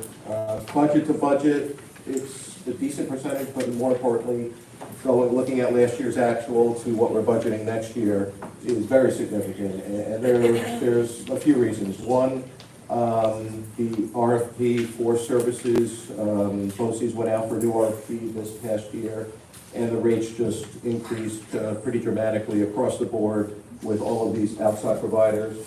Additionally, there were a small handful of students with that were pretty severe cases, and that caused this budget to increase pretty significantly as well. So between those two items, that's why we're seeing such a drastic increase in that particular code. Other than that, the salaries are pretty much, what we talked about, and fall in line budget to budget. These are for out-of-district placements. Again, we are looking at students that we know of on the left-hand side of the chart, and then we add contingency because we don't know what exactly will happen over the summer with new residents possibly moving into the district and requiring possibly an out-of-district placement. So that just summarizes that particular code. This is what I was just talking about, this particular code. These are all of the outside service providers that provide services within the district, and we are seeing an increase in that particular area. Looking at the health services, great picture of the student and nurse here. Overall, we're looking at a plus 0.6 district-wide. Tim, what was that specifically for again? So we had a .4 nurse, Right. and we're just really struggling with finding nurses to go on trips and for absences, and so we're increasing that to a .6, so we have a one-time, full-time floater nurse for the district. Thank you. So that's right, so the 7, there's 5 that are attached to buildings, and the other 2 are just for trips and So we have a nurse floaters. at Blue High as well. Okay, so we And the provide a nurse full-time nurse. and the nurse at Lehigh, while they're on our payroll, similar to the other services, we bill out all of the other districts whose students attend Lehigh. So is that only a plus .2? What do you mean? You said it was .4, and it increases to 6 or is No, we're increasing the .4 to a 1.0. Do all private schools have their nurses staffed by the public schools? Yes, They all- yes. That is a requirement, transportation is a requirement, as you know, textbooks, and special ed services. Just to, one of the questions before, we have a very low percentage of students that attend other private schools. I think the total, Lorianne, down to about 85 students, which is extremely low percentage. So we're not seeing a lot of bills from other districts to bill us for those types of services.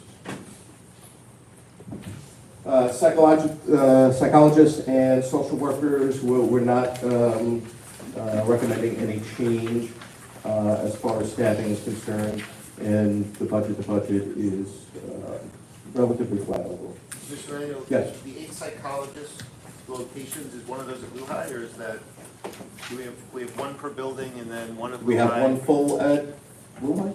We have, no, she's not No. full, she does 4 days at Blue High, 1 day at, in the district. Okay. And then Michael Harmon, who is not a building psychologist, is a psychologist, and he's our out-of-district coordinator, transition coordinator, CPSE chairperson, and also works with our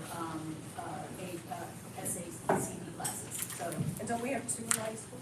we have 2 psychologists in high school, 1 in the middle school, there's 3 in the elementaries, right? And then you have 1 and the 1, you added up to 8. One, You're good. okay, yeah. I wasn't. And again, the psychologist also that for the 4 days he or she spends at Blue High, we bill out to the other districts. Mr. Manuel, Yes. another question for you. Sure. When you are billing the other districts, Yes. are these billing and to us as well at cost, or do you also add the cost of fuel as well? Yeah, so there's. In a formula for that? Yeah, so there are administrative costs that we add into that. We can't build in a profit, unfortunately. We can bill for certain administrative costs as well. I was just making sure that the unseen cost is also added in there. So We put every possible dollar into what we're billing out, I guarantee it. So if I'm chairing a meeting at Blue High, Right. we bill them my percentage of my salary at the beginning of that meeting, yes, and benefits. You're welcome. Guidance department, we're also, this year we added an elementary guidance counselor to be shared between the 3 buildings. We're not looking to add to that at this point. So staffing wise, it is flat year over year. Library and media, again, as far as the staffing is concerned, we're not looking at any changes with the staffing for librarians and media. Again, overall, not a significant increase, very minimal actually. All the different items you see there are just different building level codes for the library, book supplies, etc. Co-curricular activities, these are the after-school clubs and activities. If you look at 21, that's because of COVID, we didn't have clubs for the most part. That's why it was such a light number that particular year. And over the last 2 years, last year we were 100% active on last year, so that's why you're seeing an increase there. Upcoming meetings, again, February 29th, that is probably the longest and largest dollar amount as far as the budget. We're looking at general education, technology, athletics, transportation, and benefits. Then March 13th, we'll do the budget review, and March 21st will be the adoption. Any other final questions? All right, great. Thank you very much, everyone.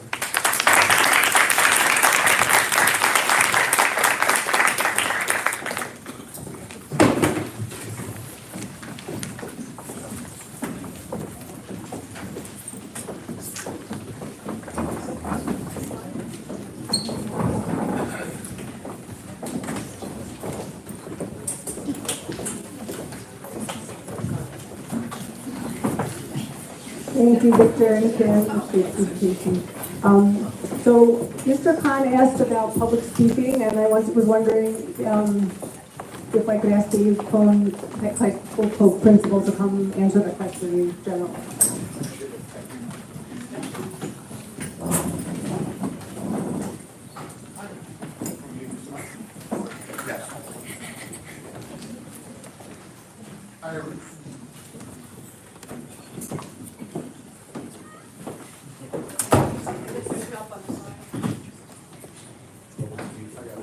Hi, everyone. So at the high school, there are a number of opportunities for students to work on their public speaking. Similar to what Jamie had talked about, nearly all of our classes, certainly a great majority, have some aspect of presentational skills built into them. So it naturally lends itself to that. I would say that some of our coursework will naturally have more presentations than others. I certainly think of our world language classes where there's a great amount of class presentations and public speaking. But as I like to do, I'll certainly give another shout out to our business department, where I know it's a specific place in the high school where we actually teach into this skill. So if there are students that might be looking for greater levels of opportunity to enhance their public speaking skills, certainly our business courses would be a great place to go, but again, it's not the only place. It happens in a wide variety of places. Sorry, can I just ask a question? Is that, you mentioned it's at a high school, but could it also be extended to the elementary school? Because I think that would be very beneficial for... I mean, certainly I'm not in a position to be able to speak for the elementary schools, but I'm sure the answer is yes, that there are presentations and things like that that go on in those classes.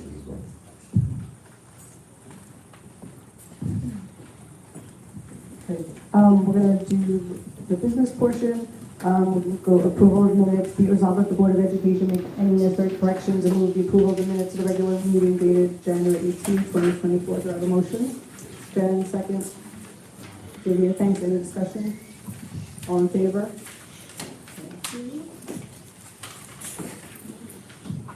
Opportunity for the public to be heard. If you'd like to make a comment or ask a question, please tell us your name and affiliation if you're representing a specific group. If you'd like your statement to be included in our minutes, you must hand a written copy to our district clerk, Victor Manuel, immediately before speaking.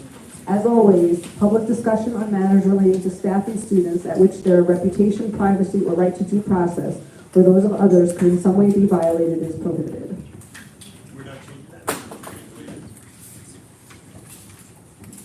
I mean, we could discuss that, but we haven't decided to change that.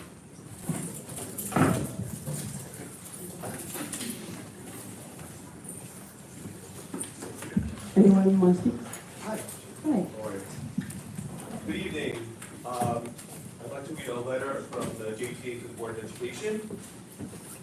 So, my name is Ron Gerber, and I'm the president of the Jericho Teachers Association. No.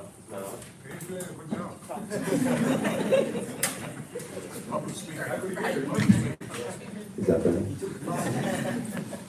My name is Ron Derber. I'm the president of the Jericho Teachers Association, and I'd like to read a letter to the Board of Education from the JTA. To the Jericho School District Board of Education. There is no dispute that the Jericho School District has high standards. The high standards we have for instruction and achievement are reflected in the same high standards we have for professionalism and decorum in the classroom and the workplace. Jericho staff members model this behavior for and with our students. The respectful treatment of others may be an aspirational goal established by our various codes of conduct and district policies, but it is our daily practice that makes them achievable. While the district, and specifically the Board of Education, should be applauded for taking complaints of discrimination, harassment, and sexual harassment in the workplace seriously, we must work together to make sure everyone who works and learns here feels safe and heard. Recently, comments were made at a Jericho Board of Education meeting that minimized a harassment complaint and criticized the cost of an investigation into that complaint. While the investigation did not find the harassment reaching a level of criminality, it found unacceptable behavior by someone who is in a leadership role and a position of power in the district. We are sure none of us would like to be a part of a Jericho school environment that dissuades employees from coming forward because they would be subject to public hostility and ridicule. We certainly recognize the irony of listening to months of board meeting discussions on policies centering on the protocol for handling anonymous complaints that offer opportunities to avoid speaking with the teacher, and then have a staff member treated with hostility for following the appropriate district protocol. We fear that the comments and behavior of speakers at both the December and January Board of Education meetings created a chilling effect on others who might experience harassment or discrimination from coming forward to the appropriate authorities. Further reflection on proper decorum at a Board of Education meeting is warranted. To that end, we encourage the board to not allow audience members to shout out during meetings. All discourse should be conducted in a thoughtful, calm manner before the microphone. We believe that the environment at board meetings should reflect the values and manners we seek to convey to our students in the classroom. It's respectfully signed by the Executive Board and the building reps or delegate assembly of the Jericho Teachers Association, which I will submit. Thank you.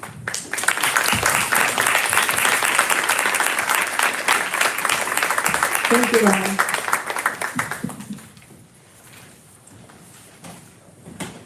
Just turn the microphone back on.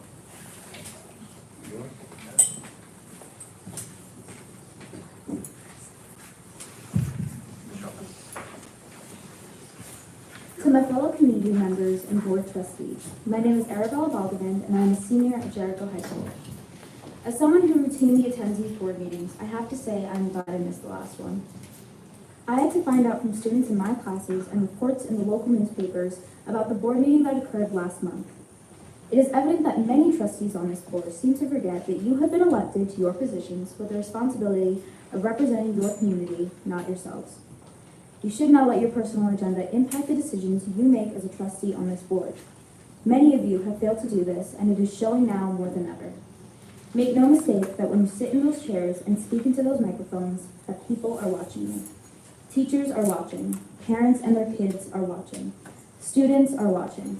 Understand that publications like the Syosset Jericho Tribune are patiently waiting for you to slip up.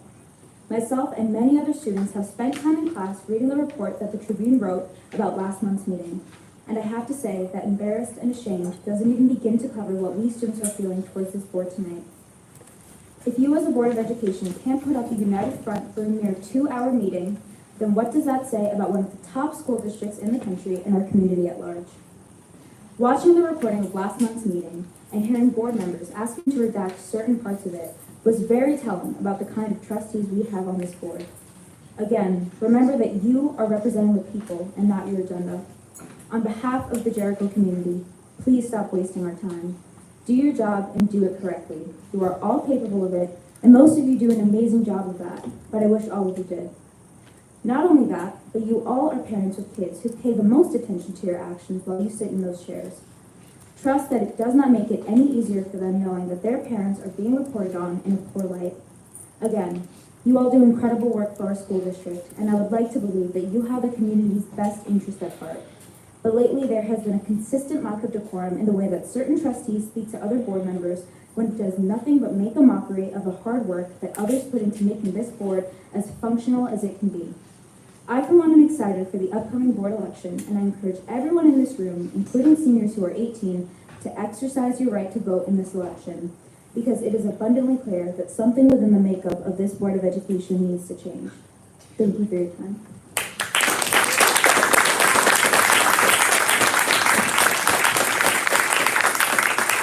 Thank you, Arabella. Anyone else? Denise, did any emails come in? Please, did any emails? No, I just checked. Okay, thank you.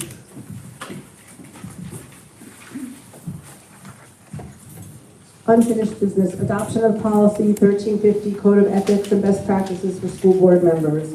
Be it resolved that the Board of Education adopts policy 1350. Do I have a motion? Karen, second. Vivian, thank you. Any discussion? So we're doing 1360. Wait, you said the ethics one, correct? Yeah, 1350. I'm sorry. I think they're in the other order. Maybe I cut them off wrong. Just one point. On 2 points. On 2D, why are we saying should consider recusing themselves? Why shouldn't it just be a recusal? If it's reasonable and appropriately questioned, why are we saying should consider it? Why shouldn't we just recuse? Is that not something we talked about last month, Mr.? 2D. It's the last part of number 2. And Mr. Perlman, I don't think we spoke about it, but right now it appears to be aspirational, should consider, the stronger language that they must recuse themselves. That would be consistent with what the law says as well. So, I'm sorry, what's consistent law? Must recuse themselves? Must. Okay, so you're saying the law says we should change this? Yes. Okay.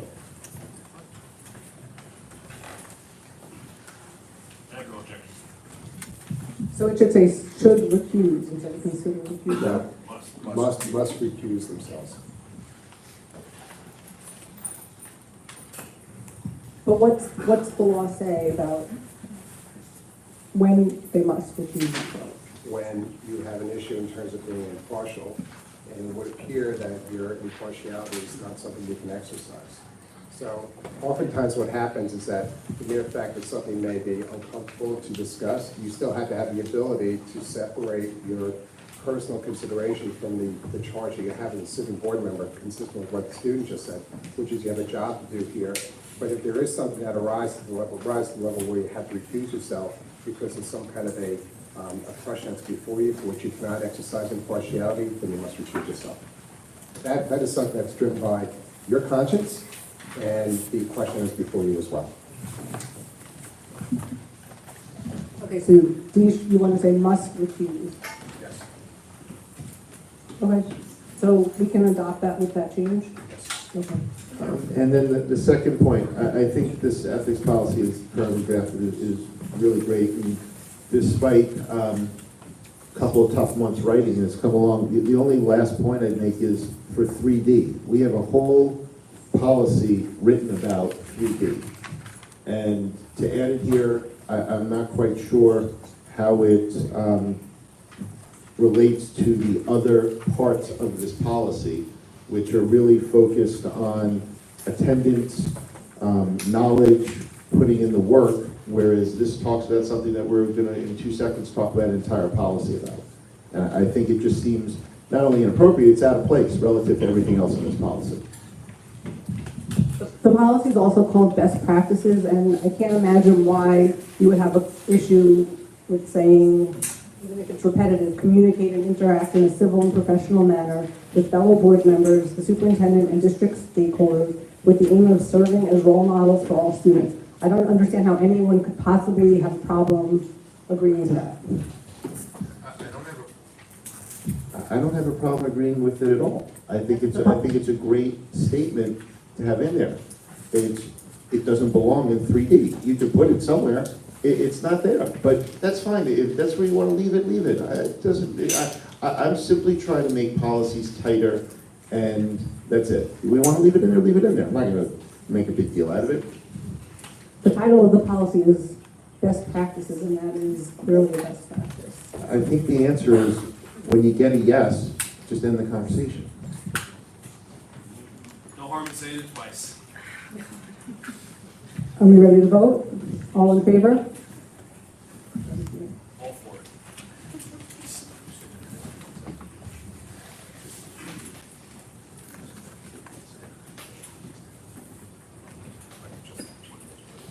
Adoption of policy 1351.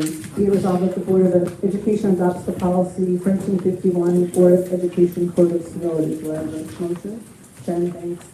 Divya, second. Any discussion? All in favor? No, wait. I was waiting for someone else because I'm accused of fighting late. As Mr. Powers, again, has done a great job of putting this all together, just a couple of things. Again, under number 1, there are a lot of, as we've used the word aspirational, where we all want to get to this point. I would also argue that at some point over the last 2.5 years, over the last 1 year, every single one of us has violated to some extent every single part of this, except for 1D. And 1D, I believe, is carved out explicitly in the enforcement policy. That is the one thing in this policy that I believe the Commissioner of Education would unequivocally state is a basis for removing a board member. And I think it doesn't fit here, because the level of severity, the level of just for anyone there, board members shall not threaten or cause physical or bodily harm to others, to another, I'm sorry. It's in a much different vein than the others about civil tone or full attention, and it shouldn't be in here. And we have it covered in enforcement, and it actually is something that the Commissioner of Education will remove someone from the board for, whereas all the other stuff in this policy, as we've talked about many times, is really aspirational, and I believe Mr. Powers said really not something unless completely accumulated in some ridiculous amount that the Commissioner of Education has ever removed someone from the board for. And so I just think it doesn't belong here. Again, I can't imagine how you would have, anyone would have a problem agreeing to not threaten or cause physical or bodily harm to another. And I would say that that's almost not even civility. Oh, look, again, this is trying to make... I wasn't finished. I'm sorry, you stop. And bullying is on the same level as that, so it's not totally, you're saying it doesn't fit with anything else, but it does fit with it's on the same part as bullying. Then we'll move on. Then let's get to number 3C. Board members shall notify each other when we have information that might help reach our common goal. This includes information about 1, 2, and 3. I would suggest that we take out 1, 2, and 3 and just leave it as board members shall notify each other when we have information that might help each reach our goal. Because to me, much more important would be if someone found out something about malfeasance or so many other issues. So we're sort of saying here we don't have an obligation to report malfeasance to each other, but if we find out something about academic progress, we should. So really, anytime we have information to reach our common goals, we should have it. When you put the list in there, you just limit it to what's on that list. This information Includes but not limited to? That's exactly what I wrote down. So I'd rather have malfeasance in there. what you want to do is to share information with each other. The big three, I, double I, triple I, are usually the issues that you'll talk about that come to the forefront. Safety issues, academic process, and community issues as well. Okay, then we'll move on. So just consistent with what Hank just said, by adding the words including but not limited to, it gives you these 3 standards, but it does not limit you to just those 3 standards. So I think that's actually a good idea. Great. Finally, board members shall respond when asked for assistance. Is this from other board members, from teachers, administrators, community members, all of the above?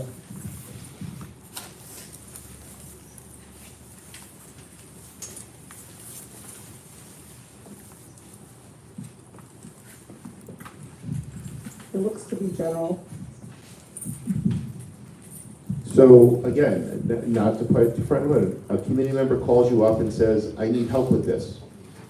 They don't get what they want. Do they now have a claim, some type of complaint against the board member that says, board member was supposed to help me, they didn't help me, I'm filing a complaint? Actually, now I'm looking, it's under 3, it says cooperate with each other, and then it's A, B, C, and actually this should be D, not C, because there's already a C, but it's cooperate with each other, so it really should mean with each other. Chris, you see how that should be D? So it actually had listed Jill 2 Cs, so if we're going to keep this in, it should be D. Thank you for clarifying that, Mr. Citron.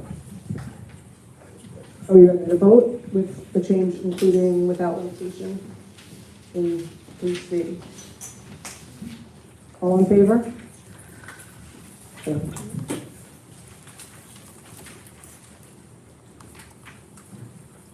Adoption of policy 6195, be it resolved that the Board of Education adopts policy 6195, expression of breast milk in the workplace. Do I have a motion? Jen, second. Chris, any discussion? All in favor? Thank you.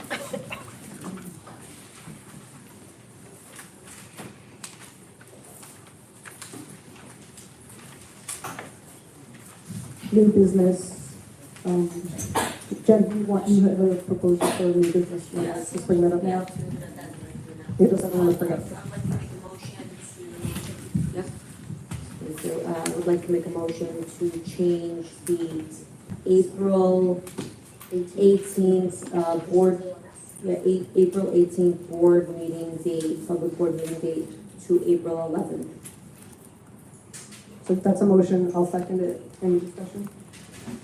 All in favor?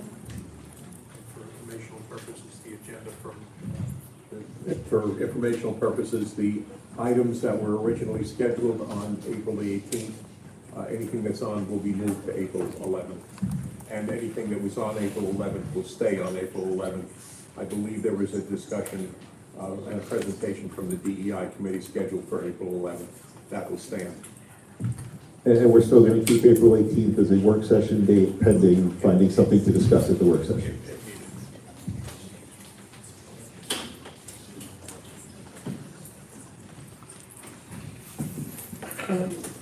Acceptance of first reading of policy 1240. Be it resolved that the Board of Education accepts the first reading of policy 1240, enforcement of policies, resignation, and filling of vacancies. Do I have a motion? Jen, second. Sylvia. Any discussion? I just want to point out that 1240 was already here, and there was an enforcement provision that was in the first draft of the civility policy, and we had decided at the last couple of meetings to move the enforcement provision from that was in the civility policy draft to this 1240. That's where this came from.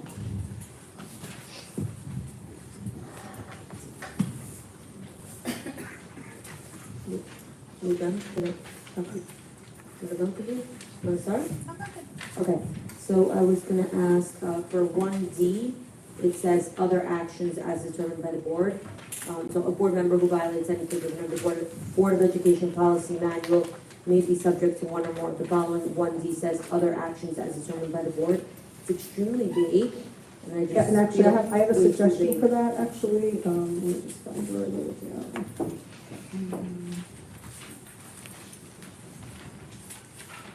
I wanted to add, as permitted and or required by law. So then that way it's not so broad.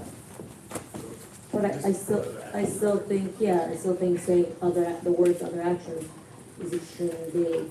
Right, but then you're limited by the law, so it's not just.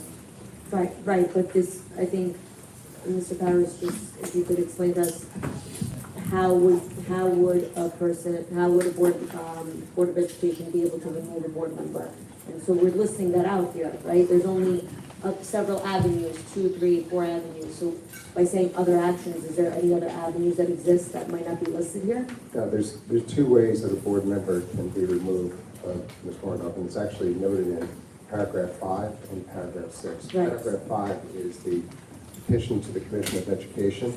And paragraph 6 is the local removal process under 1709 of the Education Law. 1709 also has some affiliated commissioners' regulations that require copies of the charges, notice documents, and lays out the nuts and bolts of how that process would go forward. Then I closed out paragraph 6, citing to Education Law 2109, which is the need for board members to attend meetings. So what we've done is we've taken paragraph 5, citing to the Commission of Education as the process by which a board member could be removed, and paragraph 6 as another option, which is the local removal process that the Board of Education would start themselves. Right, so, as far, okay, so I apologize. D So- isn't for removal, it's something else. Right, so we're talking about, violates any provision may be subject to, A, B, C, D. D just says other actions. Is there a possibility of something beyond A, B, C? And if there is, can we list it out instead of leaving it so vague and saying other actions? Well, you list A through D here, A Right. being a verbal warning in executive session, that would be Yes. the lowest form. Criticism in a written counseling memo, that's an option. Removal process to 5 and 6. Those are the 3 most common areas you would have. But if there's something that would require an option other than those 3, you could have this in the policy to pursue, which is if you did not want to have an executive session meeting, perhaps you do it in just a meeting with the Board of Education, the President of the Board of Education. It opens up another possibility other than those 3. That's all it does. So there are other possibilities. It affords you a 4th option, though the first By 3 law. likely cover it. So by law, there are other options that can be kind of, done on the fly, like at that point, the Board of Education can decide, is that what you're saying? The options are identified in paragraphs 5 and 6 for the removal. If For you want to removal. actually speak to someone in executive session with a verbal warning, you can do that as well. So what I'm thinking is this: if you kept the in there, you could have a discussion with a board member in executive session and then memorialize that in a writing to him or her. That opens up that possibility as well. So it gives you an additional option to pursue. That's all it does for you. So I think if we add it like as permitted and or required by law, I think that like makes it a little less vague. Okay, I'm sorry, so let me just understand this one more time. So I'm just reading this out loud so I can get this. A board member who violates any provision of the Board of Education policy manual may be subject to, 1 is non-disciplinary verbal warning. 2, criticism in the form of a non-disciplinary written counseling memo. 3, removal by avenues listed out in 5 and 6. D, it just says other, and once again, can you just give me an example of which it could be? What's another thing that can be done towards a board member who violates the provisions? Sure, so I'm just looking to A, for example. It says a non-disciplinary verbal warning given in this executive session. What B could be is you have a discussion with a board member. It need not even be a warning, but rather just to speak to the Just person a about, discussion. almost like a counseling form, which Okay. is, we start at 7:30, please get here at 7:30 instead of 8 o'clock. Then you memorialize that in a memo to the person, which is, please get here at 7:30 as opposed to 8. It's almost like a counseling memo, similar to what you would have in an educational setting with employees as well. It opens up another possibility. Okay. All right, and then I just wanted to add, for, wait a second.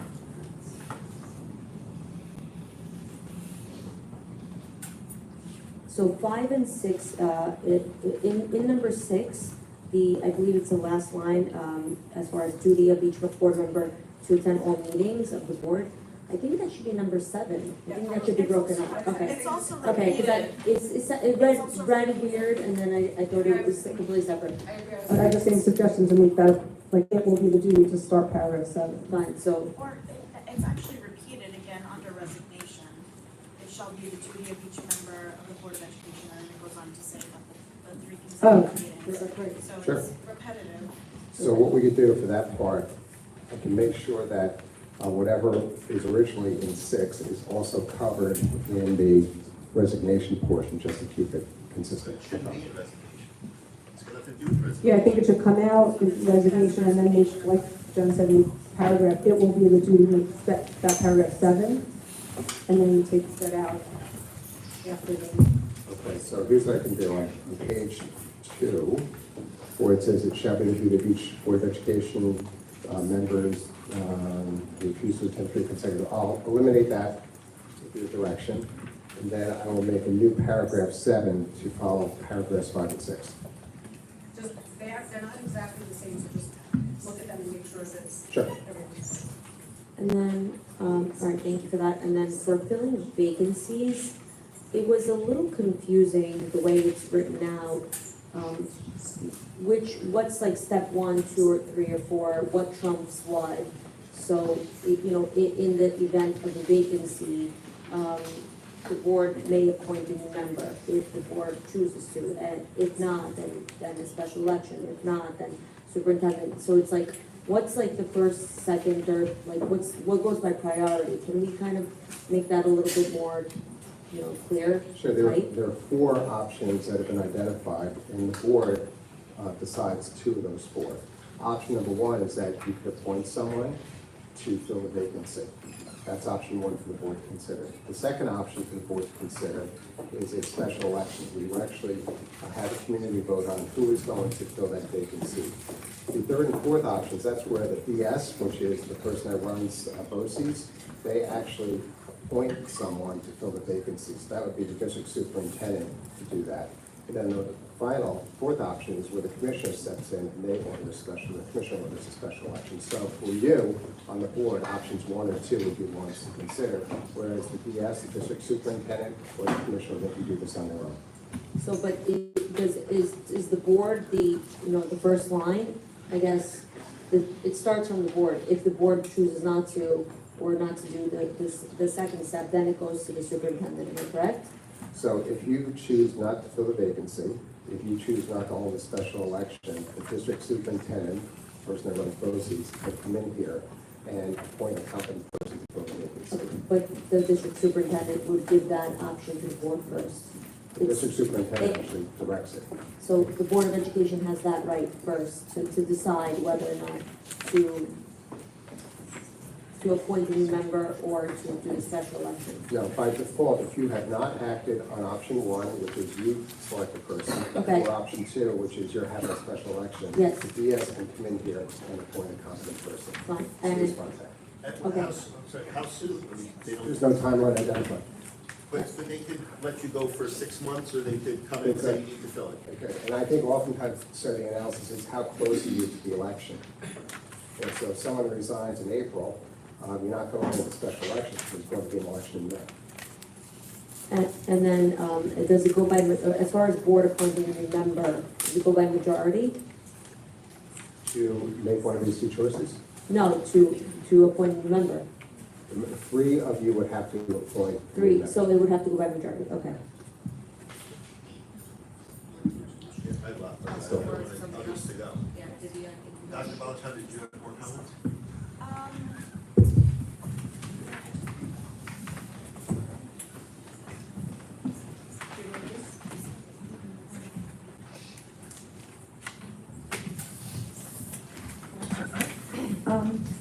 Just under enforcement, number 6, behavior that is deemed threatening, antagonistic, uses gender bias or racial slurs toward fellow board members, or other misconduct that substantially disrupts the Board of Education's ability to function.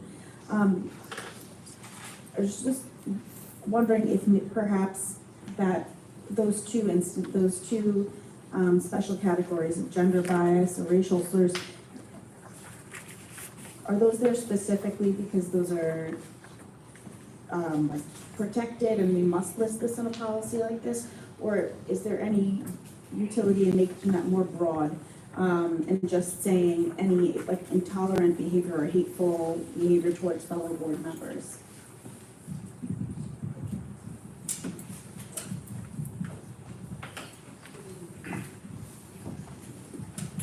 Sure, you can certainly make it broader. What we did is we went to commissioners' decisions where this matter has come before the commissioner.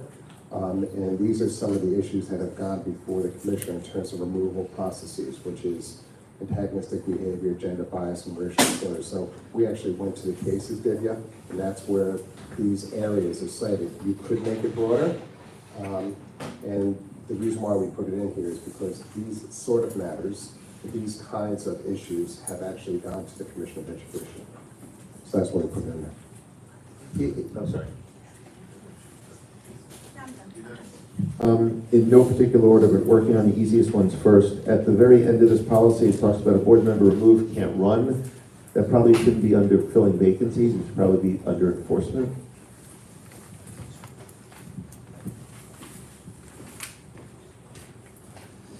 Okay, I can. The last two sentences of the policy, a board member has been removed from office shall be ineligible. Again, it doesn't really belong under filling vacancies, it belongs further up. But it's a title affirmative. You keep it there and add different titles. Board member has been removed. Re-election, reappointment. Separate categories, separate categories, like, ineligible. I think it would be easier if we move on.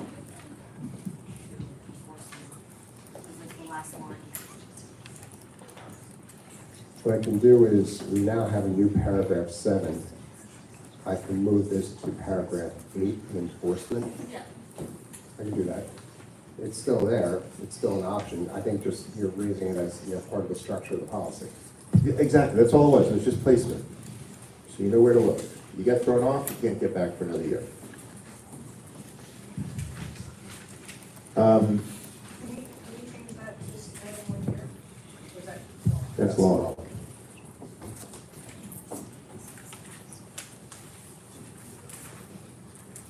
The last paragraph, I'm sorry, no, we moved that, I apologize.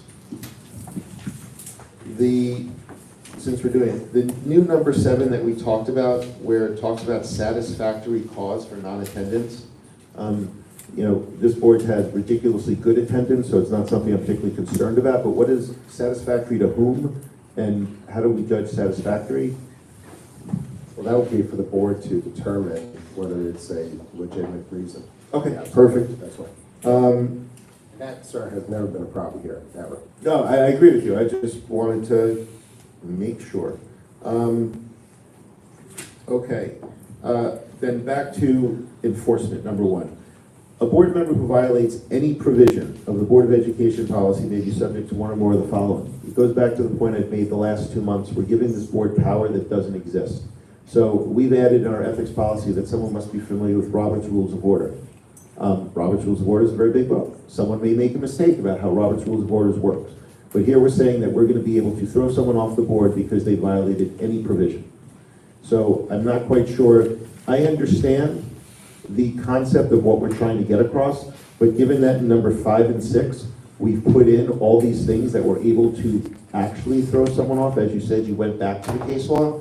I would suggest that number 1 is a board member who violates any provision may be subject to one or more of the following: A, B, and now the new D. And C actually gets eliminated from this part of the policy because what we're saying is actually not true. You can't throw someone off the board for violating any provision of this policy. It would have to be a serious reason to go to paragraphs 5 and 6. But in terms of the structure of the policy, I see no issue with leaving it in there. It places all board members on notice that you have to comply with what the rules are here. If a board member was smoking a cigarette in the bathroom, of course that would not fall into a category of removal. So you have to go on a case-by-case analysis. And I think, sir, frankly, keeping A through D open gives the board some options in how to handle these sensitive situations. Wait, hold on. I agree with you 100%. A, B, and D are completely appropriate. I'm trying to understand if we're talking about removal in 5 and 6. Effective, if we say, look, we are going to do a better job of policing what goes on this board, all provisions of all of our whole policy manual. However, when we start talking about removing people from boards, which is as you've said, very rare and very drastic, I think that language should be limited to numbers 5 and 6, because that's where you can talk about the situations that are going to warrant that. Whereas saying here, if you violate any provision, we can remove you from your position. Just on the face of it, it's a silly comment to just read when you're reading this policy, and it actually just takes away. But that's my view on that part. I completely disagree. I think that you need that for, obviously, someone's not going to remove someone for not knowing Robert's rules or something insignificant, but when it's a significant violation of a policy, that needs to be an option. And it exists in 5 and 6. But And it's here's the A and thing. C, it's not a problem with having it there. I mean, you have to build in common sense and practicality. You're not gonna, it's not six does, if you leave it in 5 and 6, it doesn't leave in, that negates the whole purpose of having it here, because we said we were moving it to enforcement. Removal from a position for violating a policy in a significant policy in a significant way, that needs to stay in there. Mrs. Citron, as Mr. Powers explained last month, and I think also in December, we have a great policy on civility now. However, as Mr. Powers said last month, a violation of something in the civility policy once, twice, 3 times is not grounds for removal. If they do it for an extended period of time, every meeting, every 20 minutes, yeah, maybe it's going to arise at some point to a level, but you already have in number 6, disrupting the meeting in a material way. So again, all I'm saying is putting in something that says if you violate any provision, we can remove you. And let's go back to the removal process. The board is able to remove a member of its own body by a vote of 3-2 or 3-1. It then is incumbent upon that removed board member to go forward and appeal that process to the commission. You are politicizing this board beyond what is healthy for an organization. You are trying, or in essence, you're trying, what this policy then becomes is a weapon for a majority of 3 to say whatever they want is grounds for removal, and puts the burden of defense on the person that the majority, whether it be 3 or 4, is targeting. And I don't think that's fair in terms of the way it works. And by removing this number C, you lose, I mean, I defer to Mr. Powers, I still don't see what you would lose, because you're not gonna remove them for any provision, any violation. That's just, you're not gonna do it. Again, I completely disagree. It's not just the civility policy, it's not just not disrupting a meeting. There are things that go on in the school if a board member were to harass an employee, if a board member were to do something inappropriate in terms of violating a confidentiality. There needs to be some meat to this. And I think you're taking away the fact that people have common sense, have practicality, and have civility, and people are not going to just make up some trumped up charge to remove someone if there isn't a validity to it. That's accusing people of, having bad motives. I apologize for my sensitivity on this issue. Again, removing someone for breaking confidentiality is in the school board law. It goes back to Mr. Palladino. That's well established. That's not an issue. So now going back to other issues, it needs to be substantial. As Mr. Powers has said, it doesn't happen. Again, I actually do believe it, and I've brought to some people, it doesn't work. But that's fine. If that's what we're going to leave in there, I haven't heard from the other 3 board members, but we can move on. Mr. Berman, you just said that I said it doesn't happen. It does happen. It happens rarely. I said it happens rarely. If I misspoke, then you said it happens rarely. And all I'm saying is putting in that violating any provision means violating any provision. And the whole thing is when you have this here, and again, it's not just a matter of removal, it's the matter of the threat of removal. It's the matter of, you know what, oh, by the way, we're gonna have an executive session and talk about this without you, and you have no idea what's going on. And that's the problem with it, that it is a completely potential weaponization of a policy that when you talked about encouraging people to run, when you look at this and say you violate anything in this 500 pages, which quite frankly, no one knows what's in the 500 pages, that we have the ability as 3 of us who don't like you or don't agree with you or disagree with what your policy is, that we have the opportunity to remove you. And so for someone who last month was arguing about encouraging people to run, it's completely counterintuitive. But that's fine. I defer to the other 3 board members If they believe that it stays in here, it goes in there, and then we can move on to section 2. Sam, I don't believe it's weaponizing this. At the end of the day, you know, if this board ever descended to a point where they were gonna try and, you know, create some trumped up charge and, you know, go through some frivolous process to try and remove somebody, there is within 5 and 6, you know, obviously with 5, it's not even a decision of the board, it's a Commissioner of Education decision. In 6, there would be a hearing that took place. And again, if these charges were frivolous, number one, we obviously, you know, this board or future boards would be in a bad place. And, you know, hopefully that would all be fleshed out in a hearing. So I think it should stay. And hopefully, you know, we never have to go down this road. And we'll move on, so I appreciate that.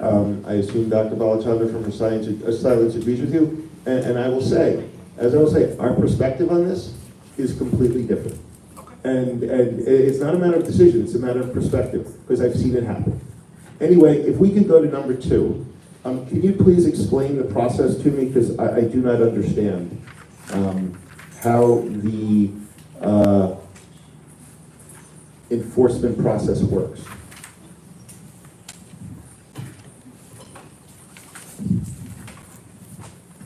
Lays out the chain of command, sir. They have to immediately contact the superintendent. He raises the matter at the next executive session, so in the weeks that would follow. It remains confidential. Wait, as you go.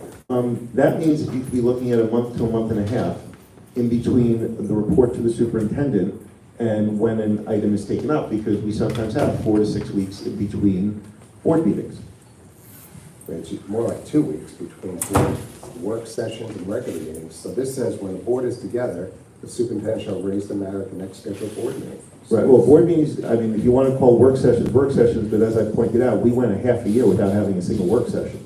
So again, if you're saying that's fine, and we don't have to address this in a timely manner, I'm fine with that. I'm good. Sir, if we, needed to be addressed in a timely manner, we can convene, I had a work session, and we've done that before. Of course. So then what's the issue? The issue is please continue, so it gets raised in an executive session. then just continue with the policy. How does it remain confidential? Confidential to whom? Obviously, the board member is going to know that they're the target.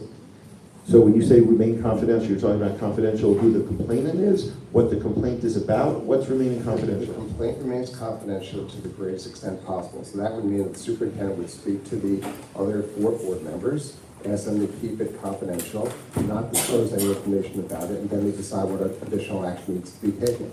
So these are very sensitive issues that come in. If it has merit, proceeds. If it doesn't have merit, it doesn't. Okay, the board shall decide that if any further action is to be taken at that time. Does that mean, I mean, I assume the board's not making a decision at that moment. I'm asking, like, is that just literally any action taken at that time? But it lays out what they can consider, including but not limited to the remedies set forth in 1 above. So then they would discuss, we're going to do the verbal warning, critical letter, removal, or other action. So it keeps all those options available. Right, but at the first meeting, when they're first finding out about the complaint, they're most likely not going to be in a position to do that. So they look into it in order to be in a position to make an informed decision. What I'm trying to understand is the initial reaction was we need to have an outside investigator. Is that the default position in this policy? Depends on the nature of the complaint. Okay, well then it goes to number 4 here. Prior to acting on any such complaint, the board member shall have the right to informally address the board. So does that mean at that executive session, the board member is going to be told what the complaint is so that they can then address the board before they take any action? I think in order to address the board, you'd have to have an idea of what the nature of the allegations are. Okay, so at that first executive session, the target of the complaint will find out what the complaint is. Not necessarily, it says prior to acting, so there could be discussions before making a decision to act on it. Sure, I think there will come a point, once the board has gathered enough information to afford whoever the individual is the opportunity, consistent with the policy, to come before the board to express to the board in executive session what the position is. Are you trying to, Sam, are you trying to ask, can we make a formal process?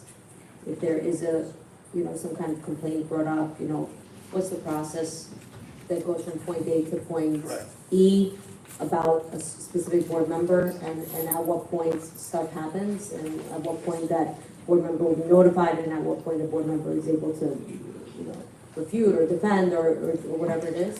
I think this lays it out specifically what the series of events, the chronology of events must be. Hank brings it to the board, discuss it with the board, they consider options, and at a certain point, prior to acting, as Bill just said, the potential person who's involved with this thing has the ability to meet an executive session with the board. That's what it says. The only thing that maybe, and I understand that the process is kind of laid out, the only thing that I suggest adding is some sort of a timeline within 30 days, within 60 days, something so that it never gets dragged out further than it needs to be and causes, undue stress onto the entire board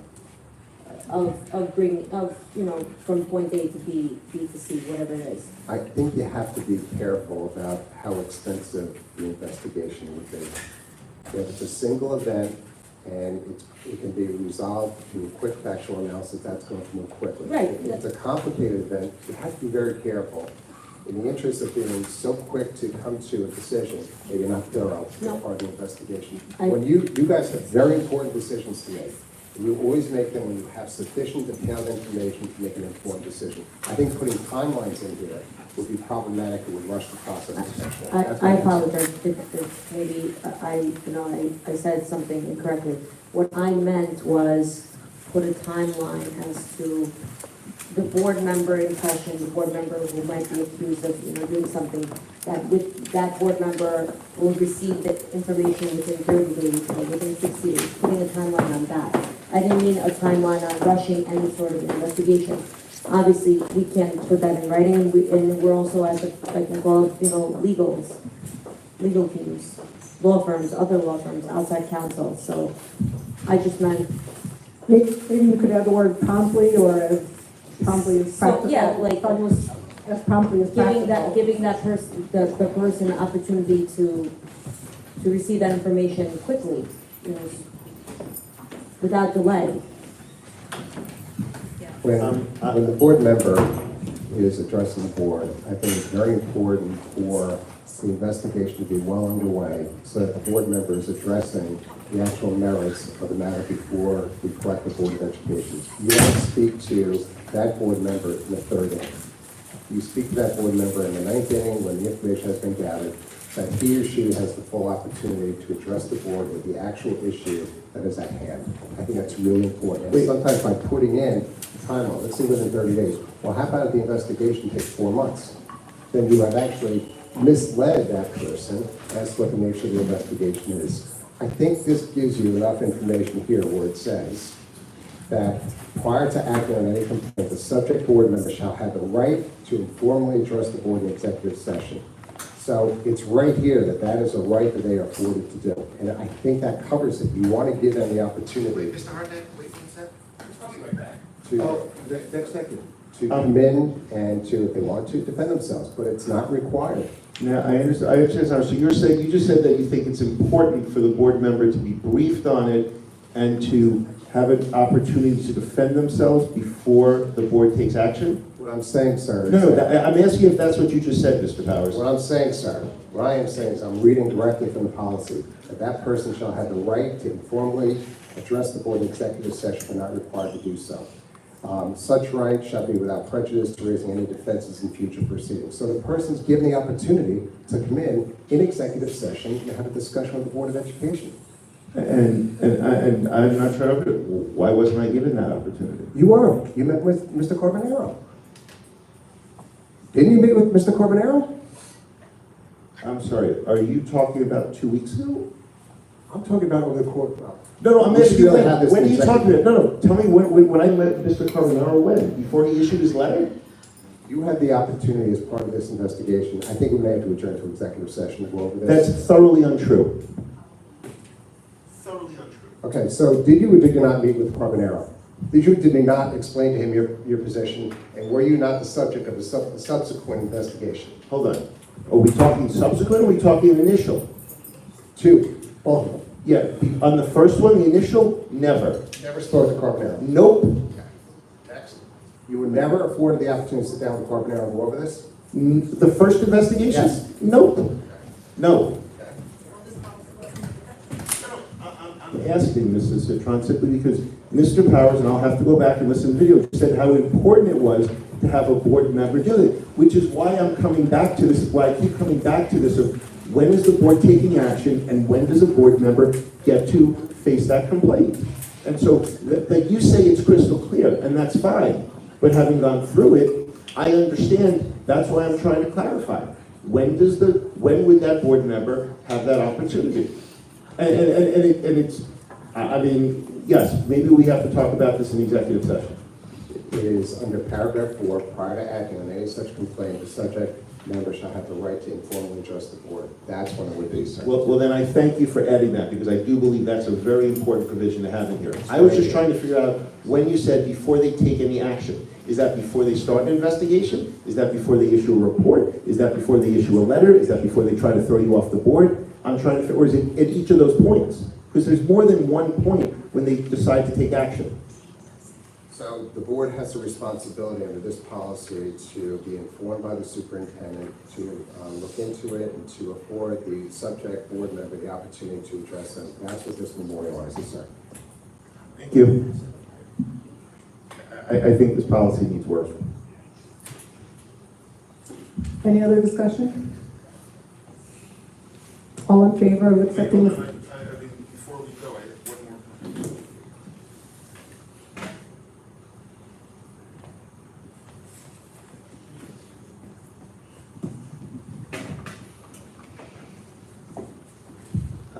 I actually would like to take a month before we vote this first approval to discuss this one, because we made some changes, we made some points.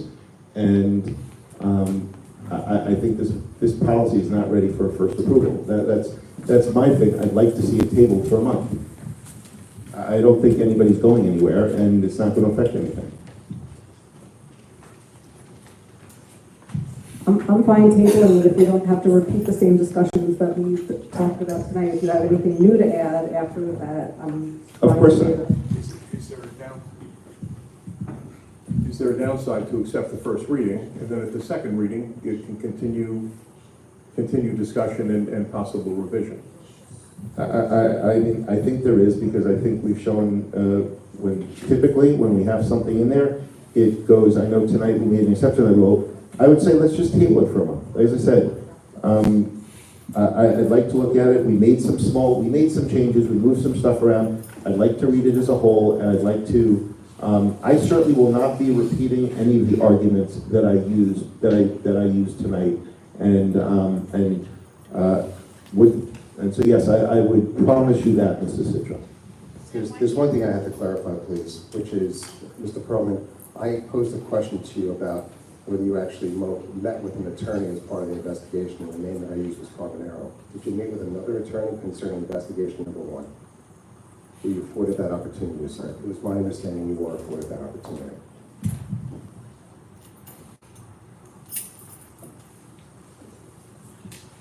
Without having the information in front of me? Absolutely. You see, Mr. Powers, that's whatever.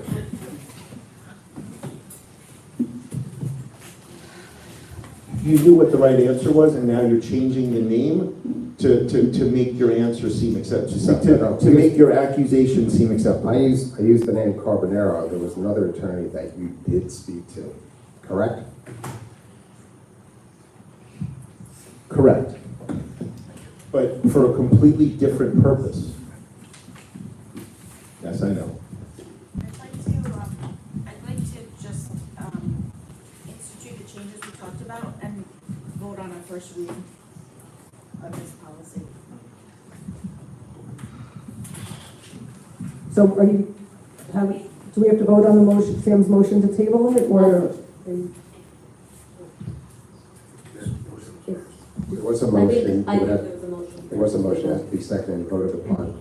If 3 board members vote to table it, it gets tabled. if 3 board members do not vote to table, you can actually move to the first reading. Did you second his motion? I would like to just, I will second his motion because I would like to afford any board member here, if we ever need to table a motion, a policy for any reason, because they want to have another look at it, I would afford any board member sitting here that same opportunity. So I have no problem. I think it doesn't hurt us in any way to table it, so I have no problem with it.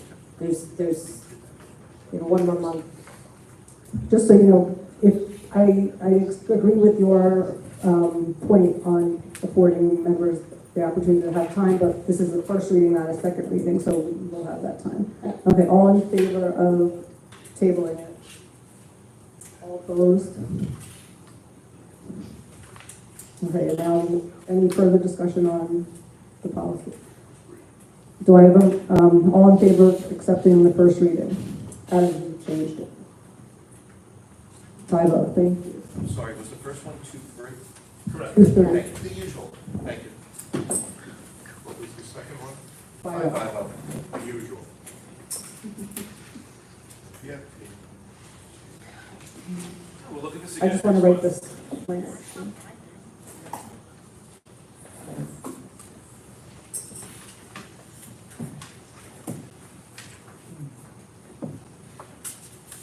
Mr. Powers, just as we're done with that, is it your view still, as you settle along, that Ingram and Smith would need to step back from any complaints against board members, or again, it comes back to whether or not, what type of complaint it is and what's involved? If it's something relatively simple, where it could be addressed at very low level, I think we could stay involved. If it's involved, complicated investigation, I think it'd be necessary for us to step out, sir. And so you guys don't get involved in it until once you step out of it until it's resolved, basically. Is that what that means? It depends. We keep our distance from something like this. In this case, we brought in outside counsel. It's a complicated matter, and we stepped out. Okay, thank you very much. Nominations to BOCES Board of Education. Be it resolved that the Board of Education nominates the following individuals as candidates for the position of board member for Nassau BOCES. And I think there are 3 candidates and 3 spots. Is that correct? I believe so. Okay, let me just find the names. So it's Susan Bergstrom, Martin Kay, and Michael Winnick. And it looks like there's 3 lines. Does anyone know? Are we nominating 3? Okay. So do I have a motion to nominate the 3 of them? Sam, second. Jen, any discussion? I think they're all incumbents who've been there for a long time. All in favor? Thank you. 5-0. Approval of schedules. Schedule. Do I have a motion to approve 14080 through,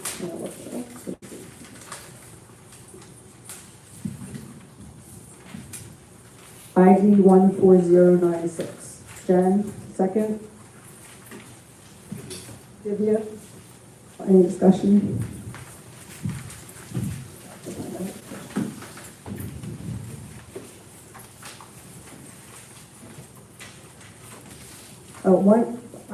I have to pull them up. The question, Victor, the cafeteria lost money last month. Are there certain charges in December that are, one-time charges, or is there a reason for that?